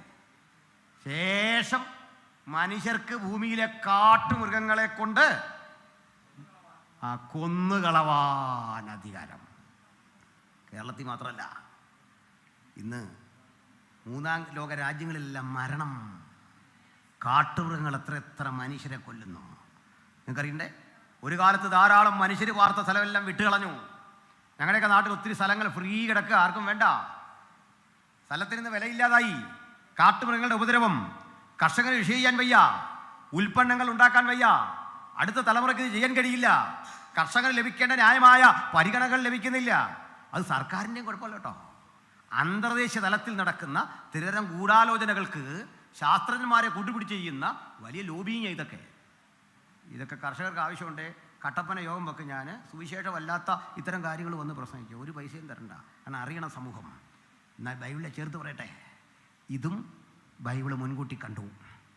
നാശഗ്രസ്തമായ ഇത്തരമൊരു കാലം വരുമ്പോൾ ഭക്തനൊരു കാര്യം മനസ്സിലാക്കിയിരിക്കണം, നമ്മുടെ ശരീരത്തിൻ്റെ വീണ്ടെടുപ്പിൻ്റെ സമയമെടുത്തു. യേശു വരാൻ സമയമായി. ഈ പുസ്തകം മുൻകൂട്ടി ദർശിച്ച സംഭവ പരമ്പരകൾ ഒന്നൊന്നായി നിറവേറാൻ കാലം സമാഗതമായി. അതിൻ്റെ നിറവിൽ ഇന്ന് രാത്രി ഇവിടെ വന്നിരിക്കുന്ന എൻ്റെ പ്രിയപ്പെട്ട സഹോദരി സഹോദരന്മാരെ, കാഹളം ധ്വനിക്കുമ്പോൾ ആ കത്ത് സന്നിധാനം പോകാൻ കഴിയാതെ ഒരാളെങ്കിലും ഈ രാത്രി വചനം കേൾക്കുന്നെങ്കിൽ ഇപ്പോഴാകുന്നു സുപ്രസാദ കാലം, ഇപ്പോഴാകുന്നു രക്ഷാദിവസം. ഇത്ര വലിയ രക്ഷയെ പരിഗണിക്കാതെ പോയാൽ വരാനിരിക്കുന്ന ശിക്ഷാവിധിയിൽ നിന്ന് മനുഷ്യരാശിക്ക് തെറ്റിയൊഴിയാൻ കഴിയുകയില്ല. മനുഷ്യരാശിയുടെ രക്ഷയ്ക്ക് വേണ്ടി 2000 ആണ്ടുകൾക്കപ്പുറത്ത് കാൽവരിയുടെ കൊലമരത്തിൽ പുണ്യാഗരക്തം ബലിയാക്കി തന്ന നസ്രയനായ യേശുവിന്റെ ആ തിരുമരണത്തിൽ നമ്മുടെ വീണ്ടെടുപ്പിന്റെ പ്രത്യാശ രേഖപ്പെടുത്തിയിട്ടുണ്ട്. ആ മരണത്തിന്റെ പ്രായശ്ചിത്ത മരണത്തിന്റെ സവിശേഷമായ ഉള്ളടക്കത്തിന്റെ കോശമാണ് സുവിശേഷമെങ്കിൽ ആ രക്തത്തിൽ നമുക്ക് അതിക്രമങ്ങളുടെ മോചനം എന്ന വീണ്ടെടുപ്പ് യാഥാർത്ഥ്യമാക്കിയിട്ടുണ്ടെങ്കിൽ ആ രക്തത്തിന്റെ ശക്തി ചൈതന്യത്തെ ഉയർത്തിക്കൊണ്ട് നമുക്ക് പറയാം, രക്ഷ യേശു ക്രിസ്തുവിന്റെ തിരു രക്തത്തിൽ കൂടി മാത്രം. ആ രക്തം വിശ്വസിക്കുന്നവർക്ക് ഇന്ന് രാത്രി രോഗശാന്തിയാണ്. ആ രക്തം പാപത്തിന് മീതെ ജയമാണ്. ആ രക്തം നിത്യതയിലേക്കുള്ള നമ്മുടെ പ്രവേശനത്തിന്റെ മാർഗദർശനമാണ്. ആ രക്തം പാപത്തിന് മീതെ ജയമാണ്. നമ്മുടെ കർത്താവായ യേശു ക്രിസ്തു മുഖാന്തരം ആ രക്തം നമുക്ക് ജയം നൽകുന്നു. ആ രക്തം, ആ തിരുമുറിവിലെ രക്തത്തിന്റെ മനോഹാരിത കണ്ടിട്ട് യോഹന്നാൻ പറയാണ്, ഒരു കുഞ്ഞാട് അറുക്കപ്പെട്ടതുപോലെ നിൽക്കുന്നത് ഞാൻ കണ്ടു. ഇന്ന് അവസാനിപ്പിക്കുമ്പോൾ സ്വർഗത്തിൽ ഇപ്പോഴും ഒരു കുഞ്ഞാട് അറുക്കപ്പെട്ടതുപോലെ നിൽക്കുന്നു. അറുക്കപ്പെട്ടതുപോലെ എന്ന പ്രയോഗത്തിന് വലിയൊരു അർത്ഥമുണ്ട്.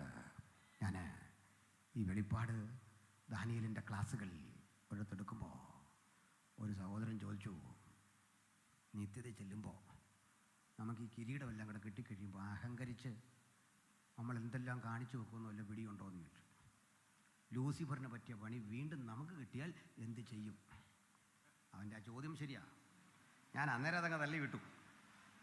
ഞാൻ പിറ്റേത്തെ ക്ലാസ്സിൽ അന്ന് വൈകിട്ട് കിടക്കുമ്പോൾ പിറ്റേത്തെ ക്ലാസ്സിന് വേണ്ടി ഒരുങ്ങുമ്പോൾ ഇവൻ്റെ ഈ ചോദ്യം എന്നെ ഉള്ളടക്കം ഉണ്ടെന്ന് മനസ്സിലായി. ആലോചിച്ചിരുന്നിട്ട് എനിക്ക് കിട്ടിയ ഉത്തരം ഞാൻ ബഹുമാനപ്പെട്ട കാനോച്ചനോട് വിളിച്ചു ചോദിച്ചു, പക്ഷേ ഇങ്ങനൊരു സംഭവം ഉണ്ട്, എനിക്കൊരു ഐഡിയ. ആ ബ്രദർ പറഞ്ഞു അത് ശരിയാണെന്നു. പലരോട് ചോദിച്ചു, ചിലരൊക്കെ പറഞ്ഞത് തെറ്റാന്ന്. എന്നാൽ ബൈബിളിൽ അതോറിറ്റി ഉണ്ടെന്ന് തോന്നിയ മനുഷ്യരോടൊക്കെ ചോദിച്ചു. അത് ഞാൻ ഇവിടെയും പറയാം. നമുക്കങ്ങനെ തോന്നുകയില്ല, നകളിക്കാൻ തോന്നുകയില്ലെന്ന്. തോന്നാതിരിക്കാൻ കാരണം അറിയണ്ടേ? കാരണം നമ്മൾ സ്വർഗീയ ജീവികളായി ദൂതതുല്യരായി അവിടെ ചെല്ലുന്നു എന്നുള്ളതല്ല. കാരണം ദൂതൻ തെറ്റ് ചെയ്തല്ലോ. സ്വർഗത്തിൽ നമുക്കെല്ലാം വലിയ മാറ്റം, വലിയ പരിവർത്തനം. പക്ഷെ മാറ്റമില്ലാത്ത ഒരാൾ അവിടെ ഉണ്ട്, അത് യേശുവാണ്. ആ യേശുവിൻ്റെ തിരുമുറിവുണ്ടല്ലോ, ഞാൻ ഇവിടെ കാണിക്കാൻ കാരണം പടത്തിൽ കണ്ടോൽ ഇവിടെ എല്ലാം അണി അടിച്ചിരിക്കുന്നുണ്ട്. അതുകൊണ്ടാണ് ഇങ്ങനെ ഇവിടെ കാണിക്കുന്നുണ്ട്. ഇവിടെ അത് ഈ ദർശനം കണ്ടവരോടൊക്കെ ഞാൻ ചോദിക്കാറുണ്ട്, യേശുവിൻ്റെ ദർശനം കണ്ട് എവിടാ കണ്ടെന്ന് ചോദിക്കുമ്പോഴേ ഇത് കേൾക്കുമ്പോഴേ ഓർത്തോണം അത് പൊട്ടസ്വപ്നം ഏതാണ്ട് കണ്ടതാണ്, വിട്ടേക്കണം. ഏതാണ്ട് ഇവിടുന്നായി മുറിപ്പാട് ഞരമ്പ് കെട്ടുകൾ വന്നുകൂടുന്ന സ്ഥലം, റോമൻ ശിക്ഷാവിധിയുടെ രീതിയും കാര്യമൊക്കെ ഞാൻ പറഞ്ഞ് വീഡിയോയിലിട്ടുണ്ട്, കണ്ടാൽ മതി. ഇവിടെ PS കുത്തിത്തുളയ്ക്കണം, ചതുരവടിവുള്ള ആണി കൊണ്ട് കുത്തിത്തുളച്ചിട്ട് തടിയോട് ചേർത്ത് വെച്ച് ചുറ്റിയേക്ക് അടിക്കണം. ഇങ്ങനെയൊക്കെയാണ് നിയമം. ആ അടിക്ക് പോലും നിയമമുണ്ട്. അപ്പോഴേ ഈ മുറിവ് സ്വർഗത്തിലെത്തിയാലും ഒരു വിഷയമില്ലാത്ത അങ്ങനെ തെളിഞ്ഞ് നിൽക്കുമെന്ന്. ആ വിലാപ്പുറത്തെ കുത്തില്ലേ, ഈ മുറിവില്ലേ, അതവിടെ ചെല്ലുമ്പോഴും മായില്ലെന്ന് അവിടെ ഉണ്ടെന്ന്. ഷോ അതെന്തൊരിപ്പാ, അത് പോകില്ല. അതെന്താ പോകാത്തതെന്നറിയണ്ടേ? പോകാത്തതേ ഈ മുറിവൊരു കുറവല്ല, ഇതൊരു യോഗ്യതയാണ്. ഒരു സൈനിക മേധാവിക്ക് സ്റ്റാർ കിട്ടുന്ന പോലെയാ യേശുവിൻ്റെ ഈ മുറിവ്. ഈ മുറിവ് ഇവിടെ ഇരിക്കുന്നതിൻ്റെ കാരണം അറിയോ? ഈ മുറിവാണ് എൻ്റെ രക്ഷയുടെ വഴി. ഈ മുറിവിനൊരിക്കലും ശമനമില്ല, അത് അവിടെ ഇരിക്കും. അത് കാണിക്കാൻ കാരണമുണ്ടേ, ഈ മുറിവ് നിമിത്തമാണ് പിശാച് ഭയന്നു പോയേ. കാര്യകാരണങ്ങൾ വിശദീകരിക്കാൻ എൻ്റെ മുമ്പ് സമയമില്ല, ഒന്ന് പറഞ്ഞിങ്ങനെ നിർത്താം. ഈ മുറിവിൻ്റെ പ്രത്യേകത അറിയോ? എനിക്ക് നിഗളം വരുമ്പോഴോ, സ്വാഭാവികമല്ലാത്തൊരു തോന്നൽ വരുമ്പോഴോ, അവൻ ഈ കരമുയർത്തി എന്നെ ഒന്ന് കാണിച്ചാൽ മതി. ഈ മുറിവ് ഒരു കാര്യം പറയും, നിൻ്റെ യോഗ്യതയല്ല നിന്നെ ഇവിടെ വരെ കൊണ്ടുവന്നത്. ഈ മുറിവാണ്, അതിൽ നിന്നൊഴുകുന്ന രക്തമാണ് നിന്നെ ഇവിടെ വരെ കൊണ്ടുവന്നത്. ആ രക്തമുഖാന്തരം നമുക്ക് ദൈവപിതാവിൻ്റെ സന്നിധിയിൽ അടുത്തിയല്ല. ഒരു സംഭവ കഥ വിശദീകരിച്ച് ഞാൻ നിർത്താം. 2 മിനിറ്റ്. ഞാനൊരു പുരോഹിതനെ പരിചയപ്പെട്ടു. അദ്ദേഹം മരിച്ചുപോയി. ഈ നാട്ടിൽ തന്നെയാണ്. അദ്ദേഹത്തിനൊരു സ്ഥാപനമുണ്ട്, അതിപ്പോൾ ഇല്ല. ഓർഫൻസിനെ പരിപാലിക്കുന്നൊരു സ്ഥാപനമാണ്. ഈ അച്ഛനൊരു പ്രത്യേകതയുണ്ട്, അദ്ദേഹം ഒരു കുറ്റം ആര് ചെയ്താലും വഴക്ക് പറയില്ല. പിള്ളേരെ ഒന്നുമില്ല, ഒരു കുഴപ്പമില്ല. പണ്ട് ഈ അച്ഛനെന്തോ അറിവില്ലാത്ത വിവരം കെട്ടൊരു മനുഷ്യനായിട്ടാണ് കൂട്ടുന്നത്. ഈ അടി വെക്കുന്ന കുട്ടികളെ കണ്ട നോക്കിയത് ചിരിച്ചിട്ട് അച്ഛൻ അങ്ങ് പോകും. എന്നാലും ഇവരങ്ങ് നിർത്തും. കൊടും കുറ്റവാളിയായ പയ്യനെ കണ്ടാലും അച്ഛനത് കണ്ടിട്ട് ഈശോമിശിഹായ്ക്ക് സ്തുതിയായിരിക്കട്ടെ എന്ന് പറഞ്ഞങ്ങ് പോകും. മരങ്ങ് നിർത്തും. എന്നാലും അച്ഛനോട് ബഹുമാനമൊക്കെ ഉണ്ട്. ഈ സ്ഥാപനത്തിൽ എത്ര നാൾ ഒരുത്തിന് പഠിക്കാം, ജീവിക്കാം. 2 കാരണങ്ങളാൽ അവിടെ നിന്ന് വിടും. ഒന്ന് കല്യാണം കഴിച്ചു, അല്ലെങ്കിൽ ജോലി കിട്ടി, അവന് മാറിപ്പാം, അല്ലെ അവൾക്ക് മാറിപ്പാം. മാറുമ്പോൾ ഇവന് കൊടുക്കേണ്ട സകല ആനുകൂല്യങ്ങളും ആരൊക്കെയോ അയച്ച സൗകര്യങ്ങളും പണവും കാര്യമൊക്കെ ഉണ്ട്, ഇവൻ്റെ അക്കൗണ്ടുണ്ട്, ഇതെല്ലാം ഇതിലാക്കി ഇവന് കൊടുത്ത് എന്തൊക്കെയാണ് ഇതെല്ലാം ബോധ്യപ്പെടുത്തിയാണ് അവനെ പറഞ്ഞു വിടുന്നത്. ഇടയ്ക്കൊക്കെ വരാം, സഹോദരങ്ങളിൽ ഇവിടെ ഉള്ളേ. അച്ഛനാരോടൊരു ഉപദേശം പറയില്ല. ഈ പിരിയുന്നതിൻ്റെ അന്ന് ഇവന് വേണ്ടി വലിയൊരു ഫംഗ്ഷൻ വെക്കും, സൂപ്പർ ഫുഡും, ഇവനെ ടൈയും സൂട്ടും കൂട്ടും ഒക്കെ ഇട്ട് ഗംഭീര പരിപാടിയാണ്. 10, 15, 20 വർഷത്തെ അല്ലെ 10 വർഷത്തെയൊക്കെ പഠനത്തിന് ശേഷം ഈ അനാഥ പയ്യൻ പോകും. അന്ന് ഫോട്ടോ എടുക്കുന്നു, വലിയ പരിപാടിയാണ്, അവൻ്റെ ദിവസം അത്. അച്ഛൻ പറയും, നിനക്ക് ഇന്നോലൊക്കെ സാധനങ്ങളുണ്ടോ, നീ 1 ആഴ്ച 2 ആഴ്ച കൂടെ കഴിയുമ്പോൾ എന്നെ കാണാൻ വാ, ഇപ്പം പോക്കോ. അവന് 2 ആഴ്ച കഴിയുമ്പോൾ കാണാൻ വരും. സന്തോഷമാണോ? സന്തോഷമാണ്. അപ്പോൾ അച്ഛൻ പറയും, നിൻ്റെ ഒരു ഫോട്ടോ, നമ്മുടെ ആ ഫംഗ്ഷൻ്റെ ഫോട്ടോ ഉണ്ട്, അത് തരാം. ആൽബം എടുത്തു, ഇത് നോക്ക്. അച്ഛൻ ഇങ്ങനെ മറിച്ച് നോക്കിയിട്ട് ആദ്യത്തെ ഫോട്ടോ കാണിക്കും, ഇതാരാ? ഇത് ഞാൻ. അച്ഛൻ ഇപ്പുറത്തൊരു വയോവൃദ്ധനെ കാണിക്കും, ഇതാരാ? അത് അച്ഛൻ. ഇതാരാ? ഇത് കിച്ചണിൽ പണി ചെയ്താ ഷാറാമ ചേട്ടത്തി. ഇതാരാ? ഇത് ക്ലീനിങ്ങിന് വന്ന. എല്ലാവരെയും അറിയാമല്ലേ? നല്ല സൂപ്പർ ഫോട്ടോകളാണ്. അച്ഛൻ മേശവലിപ്പ് തുറന്ന് അതിൽ നിന്നൊരു ഫോട്ടോ എടുക്കും, ഒരു ആൽബം.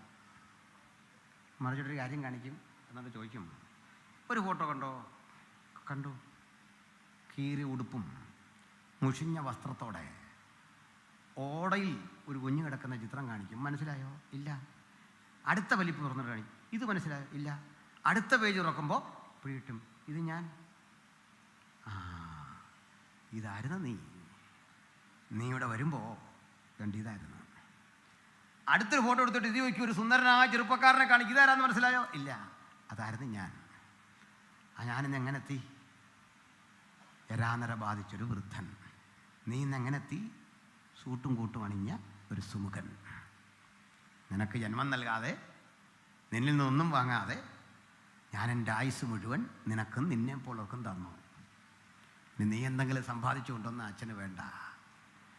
പക്ഷേ എന്നെ വിശ്വസിച്ച് ആയിരക്കണക്കിന് മനുഷ്യരെ നിനക്കും നിൻ്റെ കൂലുകളൊക്കെ തരാൻ തന്നതൊക്കെ ഇതാ പിടിച്ചു. ഒറ്റ കാര്യം, നീ പോകുന്ന വഴിയിലേ വേച്ചു കുറച്ച് ഇങ്ങനെ കിടക്കുന്നൊരു വൃദ്ധനെ കാണുമ്പോൾ ഓർക്കണം, അത് ഞാനാണ്. ഈ പോകുന്ന വഴിയിലേ ഓടയിൽ ചീഞ്ഞഴിയ വെള്ളം കുടിച്ച് കിടക്കുന്ന ഒരു ചെറിയ ശിശുവിനെ കാണും, അപ്പോഴൊക്കെ ഓർക്കണം, അത് നീയാ. ജീവിതത്തിൽ ആദ്യം അച്ഛൻ പറയുന്ന വാക്കുകൾ കേട്ട് അവൻ പൊട്ടിക്കരഞ്ഞ് ഒരു പുതുമനുഷ്യനായി അവിടുന്ന് പോകും. എന്തിനാ പറഞ്ഞേ? നമുക്കും സ്വർഗസ്ഥ പിതാവിൻ്റെ അടുത്തേക്ക് ചെന്നിട്ട് പറയാം, എൻ്റെ നീയാണ് ഇവിടെ വരെ കൊണ്ടുവന്നത്. ഈ മുറിവിലെ രക്തമാണ് എൻ്റെ വീണ്ടെടുപ്പിൻ്റെ ആധാരം. അറുക്കപ്പെട്ട ദൈവകുഞ്ഞാടി, നിനക്ക് മഹത്വം, മഹത്വം, മഹത്വം. നിന്റെ രക്തം കൊണ്ട് സകല ഗോത്രത്തിലും ജാതിയിലും ഭാഷയിലുമുള്ള ഞങ്ങളെ ദൈവത്തിനായി വിലയ്ക്ക് വാങ്ങി. ആ വില തിരുരക്തമെങ്കിൽ ആ രക്തം ഈ രാത്രി നമുക്ക് വിടുതലും സ്വസ്ഥതയും വിശ്രാമവും നൽകട്ടെ. ആ വിടുതലിൻ പദ്ധതിക്ക് പുറത്തൊരാളെങ്കിലും കേൾക്കുന്നെങ്കിൽ നമുക്ക് യേശുവിൻ്റെ പാദാന്ത്യം അണയാം. ഞാൻ അത് ഗ്രഹിച്ചു, പക്ഷേ ഇതുവരെ സ്നാനമേൽക്കാൻ കഴിഞ്ഞില്ല. എനിക്ക് യേശുവിനെ അനുധാവനം ചെയ്യാൻ കഴിഞ്ഞില്ല. എനിക്കെൻ്റെ യേശുവിനെ അനുധാവനം ചെയ്യണം. ഞാൻ സ്നാനമേറ്റു, എനിക്കെൻ്റെ യേശുവിനെ പ്രസംഗിക്കണം. ആയുസ്സുള്ളിടത്തോളം അവസാന നിമിഷവും ഈ അരിമനാഥനെ പ്രസംഗിക്കണം. എനിക്ക് പ്രസംഗിച്ച് പ്രസംഗിച്ച് പ്രസംഗിച്ച് പാടി പാടി പാടി യേശുവിന് മഹത്വം കൊടുത്ത് കൊടുത്ത് കൊടുത്ത് ഈ ലോകം വിട്ട് പിരിയുമ്പോഴേ ആത്മബന്ധത്തിൻ്റെ ഉറപ്പിൽ നിൽക്കണം. ഈ പറയപ്പെട്ട നിലയിൽ ഏതെങ്കിലും നിലയിൽ ദൈവവചനം നിങ്ങളെ സ്പർശിച്ചെങ്കിൽ അവർക്ക് മാത്രം കരമുയർത്തിപ്പിടിക്കാം. അവർക്ക് വേണ്ടി പ്രാർത്ഥിക്കാൻ പോകുന്നു. ഒരു വേള പ്രാർത്ഥിക്കാൻ പോകുന്നു. കരമുയർത്തിയ യൗവനക്കാരുണ്ട്, പ്രായമുള്ളവരുണ്ട്, കുഞ്ഞുങ്ങളുണ്ട്. ആ ഉയർത്തിയ കരങ്ങൾ നന്നായിട്ട് ഉയർത്തിയാട്ടെ. യേശുവിന് വേണ്ടി നിൽക്കാൻ, യേശുവിനെ പ്രസംഗിക്കാൻ, കരുത്തോടെ ശക്തിയോടെ യേശുവിന്റെ ശുശ്രൂഷ ചെയ്യാൻ, മഹത്തരമായ ദൗത്യത്തിന്റെ ഭാഗമാകാൻ, നീ വിളിച്ച ഇടങ്ങളിൽ നിന്നെ സാക്ഷിക്കാൻ നിനക്ക് വേണ്ടി വന്നാൽ പ്രാണനം നൽകാൻ. നമുക്ക് പറയാം, അവസാന നിമിഷത്തിലും ഞങ്ങൾ മറ്റൊന്നും വിളിക്കില്ല, യേശു മാത്രം രക്ഷകൻ, ഇങ്ങനെ പറയാൻ, ഇങ്ങനെ മാത്രം പറയാൻ. ഇതാ അടിയനീ ജീവിതം സമർപ്പിക്കുന്നു. കരങ്ങളെ താഴ്ത്തിയിടാം.